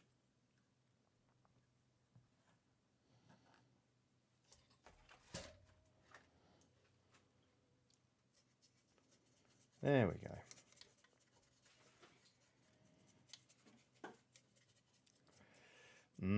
Could do with a bigger brush, actually. For fuck's sake. Oh, I know. Eventual Genius says, make look good water time? Yes, it is time for the make look good water. I'm going to use this brush because it should pick up more shade, but also because it's bigger, spread it around more evenly. Yeah, there we go. That's a bit better.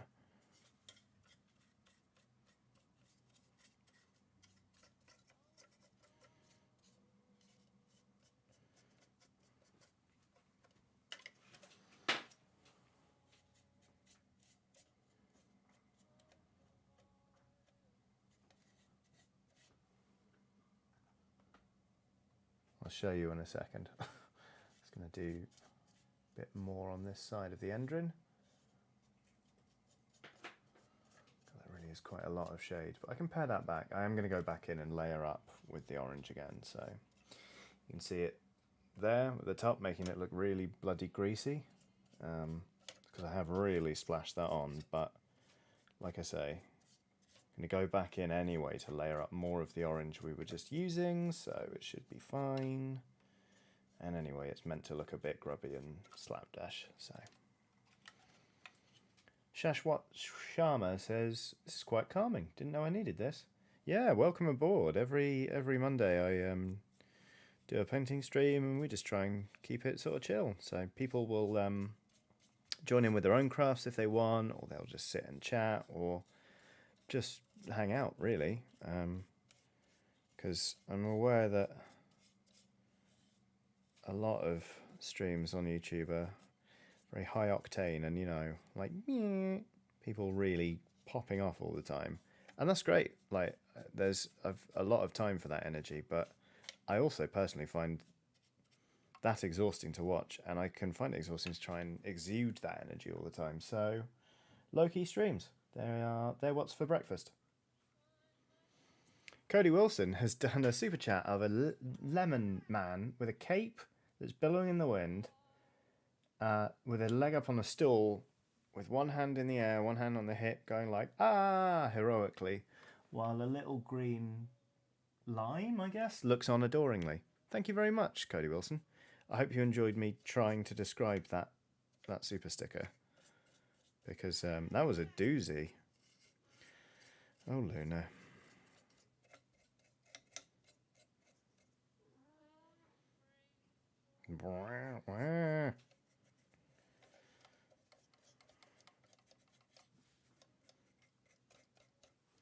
Shade going on, deepening the shadows, yada yada yada. You know the drill by now.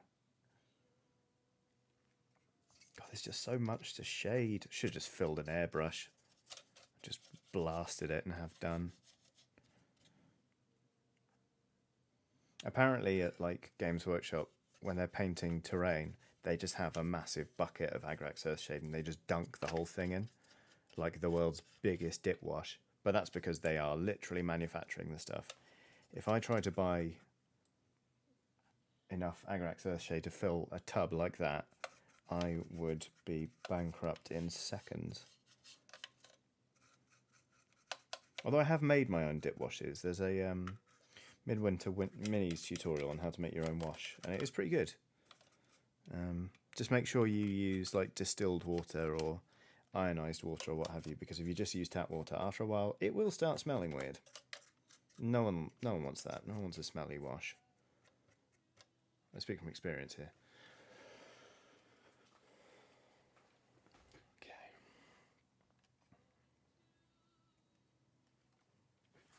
All right.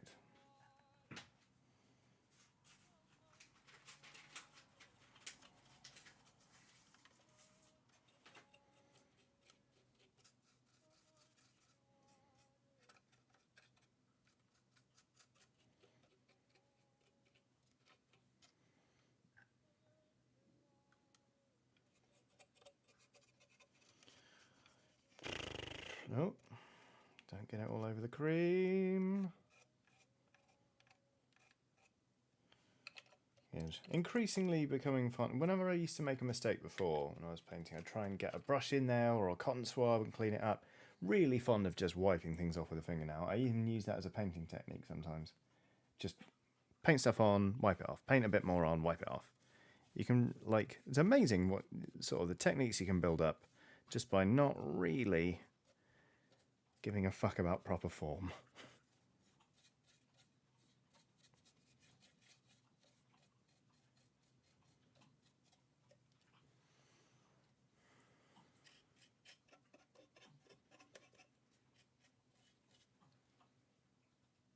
Trying desperately not to knock over this pot of shade though, because that would be bad. God, I've jinxed myself. It's going to happen now, isn't it? Maybe I should have done this several hours ago. There we go. No, now we're not getting double face. Well, I'm really annoyed that I didn't think of that 3.5 hours ago. Oh well, we'll know for next time. Although next week I might paint something different, just to give us a little holiday from this absolute monstrosity of a ship.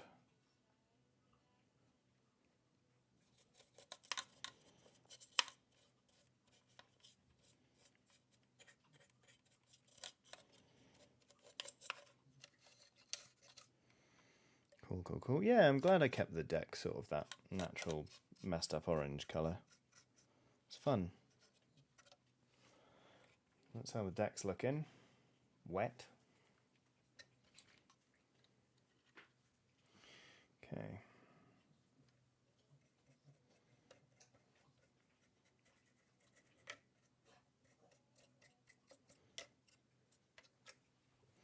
Alright, so that's kind of the upper engine and the deck done. So now we need to do the hull, and for that I'm just going to grab onto these 2 racks of bombs. I think I'm going to end up painting those last because they are just proving to be really useful handles so far on this model.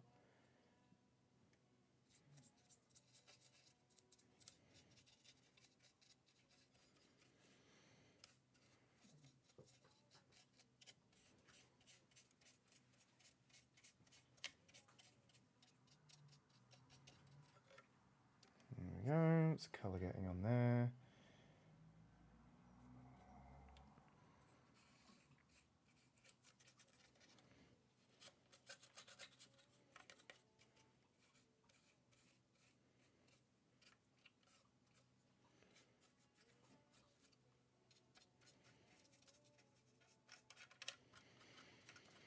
Sorry, I'm not talking so much again, but this bit's quite a big job, it turns out, and I'm trying to get it done swiftly enough that we can shade the cream as well before the end of the stream, because I think that will really help show how this thing comes together.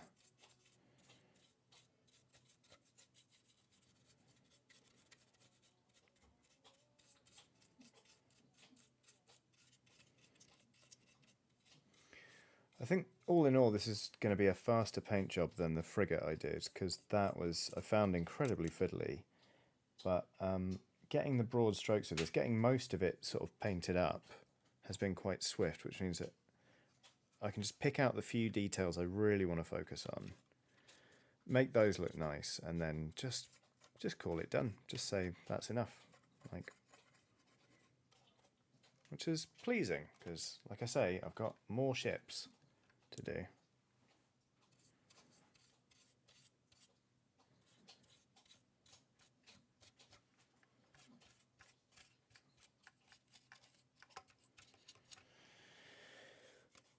Okay, that side. Okay, have we done that side? Yes, we have. All right, let's do a tiny little bit more.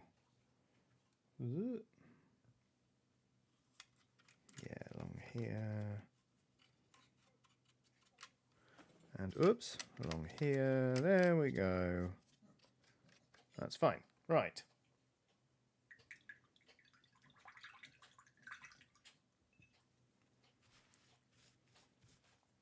So, that's how it's looking. It looks quite grubby now, but I'm going to tidy it up again, so don't even worry about it. But hopefully you can see sort of the contrast being built in there. And then I'm going to do the cream now, and then you'll see it should be even better. If better is the word we're using. Okay, so we're changing shade. That was Agrax Earth shade. This is Seraphim Sepia, which is very, very yellow.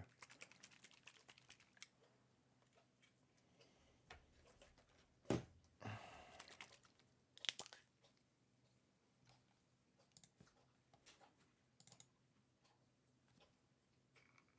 going to go for the smaller brush because there are some smaller bits on here. I want to get them right.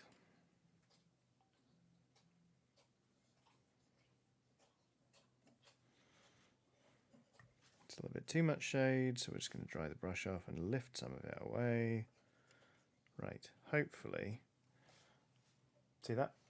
You can see why I've gone for sepia, not earth shade, because you just bring in that yellow, and then when I pull that back by going back in with the cream to kind of like level it out a bit, it creates a really nice sense of like weirdly antiqued metal. Hang on, let me show you.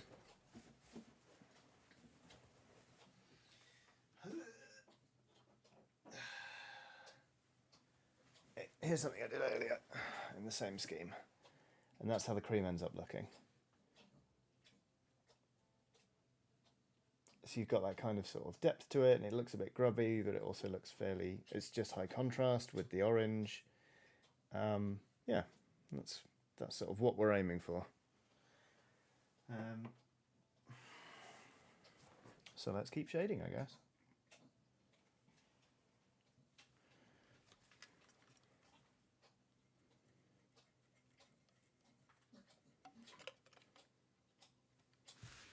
Oh wow, actually had a drip off the model. Put a lot of shade on this apparently. Ah, crap, and also... Ah, yes, just grab hold of the bombs, because if you grab the rest, you're going to mess up the shade you've already done. You big dingus. Okay, that's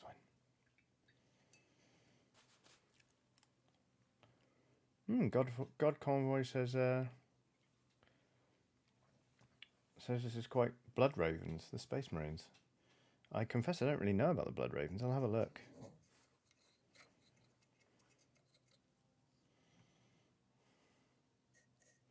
But yeah, that was a death roller for Dwarven Blood Bowl team. I'm playing in a sort of friendly league with some friends this summer, and I'm torn between fielding the dwarves because I really love the kit bash that I sort of put together, or the Black Orcs just because they seem like a fun team. Really not sure what to go for. Make my mind up eventually, but we're having some warm-up games on Wednesday, and I'm still completely in two minds about it.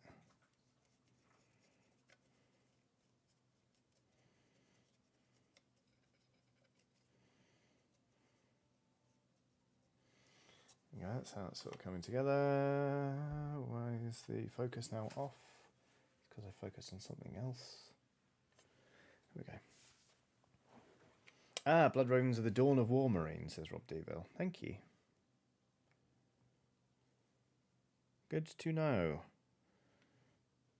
I'll develop a fully working knowledge of 40k eventually.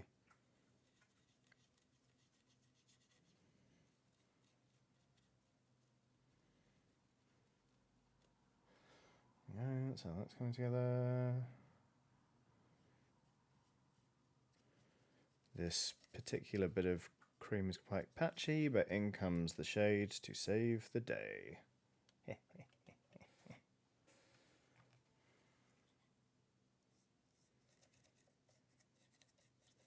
Well, I'm glad we got it this far. To be honest with you, I feel like another stream with this and I'd be done. But it's also quite an undertaking, so I might paint something next week that's different, and then maybe come back to this. Depends. Depends if I feel like working on it in between now and then. But I shall be sure to update you via the medium of another cursed thumbnail. Pretty sure that's not why Photoshop was developed, but I'm very glad that it's my primary usage of it. It's just to make horrible pictures of myself on models.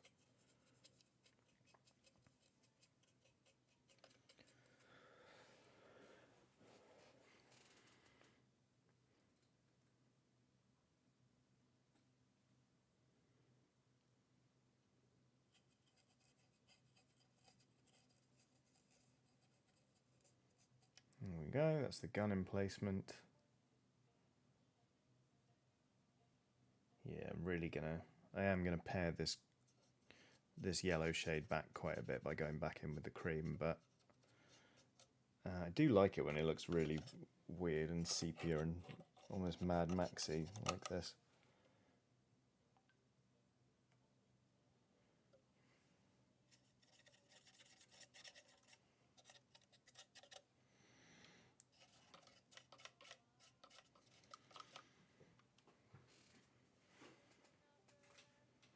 Right, just keep going.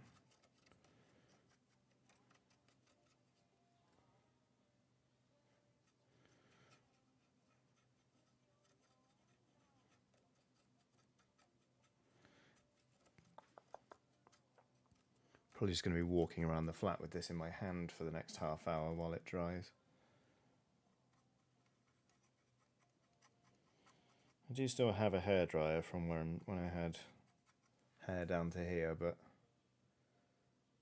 I think it's in this room actually, 4 models, but I haven't plugged it in.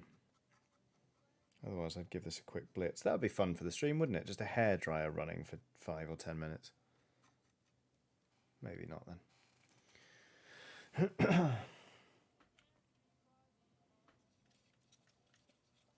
Aurora Minotaur has to go, but yeah, thanks so much for tuning in.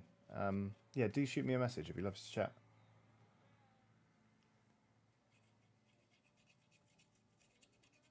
Okay.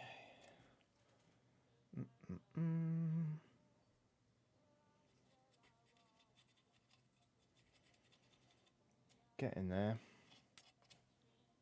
Yeah, I think this has gone all right for a dreary Monday.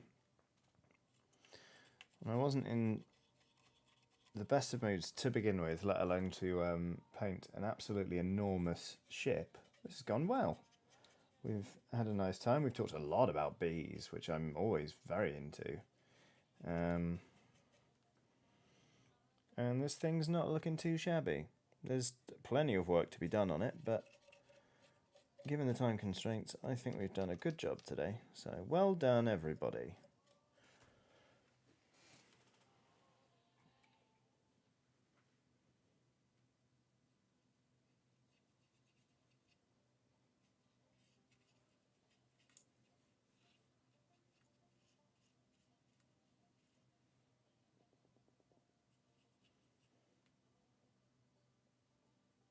God Convoy says, Johnny, have you tried painting handles or stands to make drying easier? I did have one of their Games Workshop painting handles. I just didn't get on with it very much. Like, I know they're good for stability and stuff, but like, meh, it just wasn't for me. To be honest with you, I know like, I've got quite an efficient way of propping this up, so it's gonna be fine. And the Agrax Earth shade is mostly dry except for in the recesses, so I can put this down. Just kind of aware that I'm sloshing a lot of shade onto this little bastard.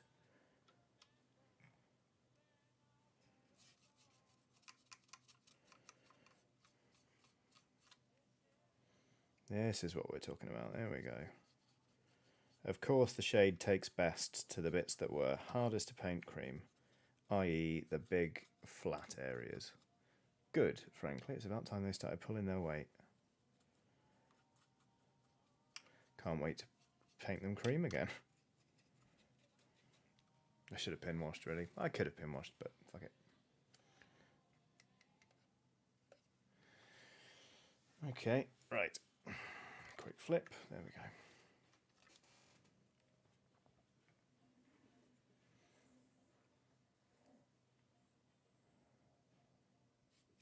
Cyborg Penguin says, hi, figured I'd drop in just before the end of the stream to see the end result. Oh, this is far from the end result, my friend, but this is certainly the end result of this particular stream. Quite pleased with it, to be honest with you. Just because of the sheer size of it, like getting this far has been quite rewarding. And I now feel like I have the energy to actually finish this thing up. The Seraphim Sepia just being sloshed on looks absolutely dreadful on camera. It really, really does. But I promise you, I mean, I can show you actually. So, like, once it's all patched up and crisp and clean, like, it's something I'm really, really happy with. So it'll be worth it. It'll all be worth it in the end. I'll put it on quite thick, but that's fine. Oh, I missed a bit. RV Dammit says, need to learn Discord now. New Skelly Pal. Yeah, come on in, join the Discord. It's a lovely community, and Discord's not too hard to get to grips with, and there are plenty of lovely people who can answer questions that you may have. So yeah, get Discord installed, and I'll see you in there. Oh, right. I think I've shaded this entire model. I think. At least I'm going to call that done. So it's gonna. That's how far we've got.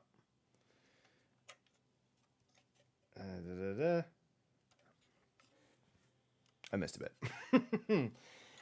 It's funny to start this this stream by saying, so we need to do a lot of orange along the panels, and then we need to do the cream, and then to finish, basically saying the exact same thing. We now need to go back in and do a lot of orange, and then we need to do sort of all of the cream and stuff.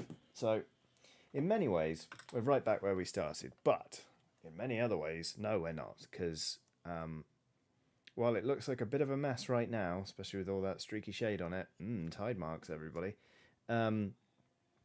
we've built a lot of sort of contrast into this thing. So, like, it doesn't look like much right now, to be perfectly honest with you, but once we're done, like, basically coming back in and layering up again is going to make a huge, huge difference, and I cannot wait to show you the final result. So yeah, that's that was 4 hours on a Kharadron Overlord's Arkanaut Ironclad, and hopefully you enjoyed yourselves. Thank you so much for watching. I'll be back streaming again on Thursday. I'll be playing a video game of some description. Keep an eye on my social media feed for confirmations of what it is, or the Discord if you're on there, obviously. I'm on Twitter at JohnEh, JOHNEH. You can support my work directly on patreon.com/Johnny Chiodini, and get all sorts of perks and tiers and stuff. If you're not already aware of that, do go have a look, because I'm quite pleased with it, to be honest. But yeah, thank you so much for watching, and thanks so much to everyone who super chatted as well, because that, of course, is another way of directly supporting my work. But anyway, I'm rambling now. Yeah, it was a really nice chill afternoon. Hopefully you enjoyed yourselves. So depending on where you are in the world, good morning, afternoon, evening, or night, take care of yourselves, and I will catch you very soon. So long.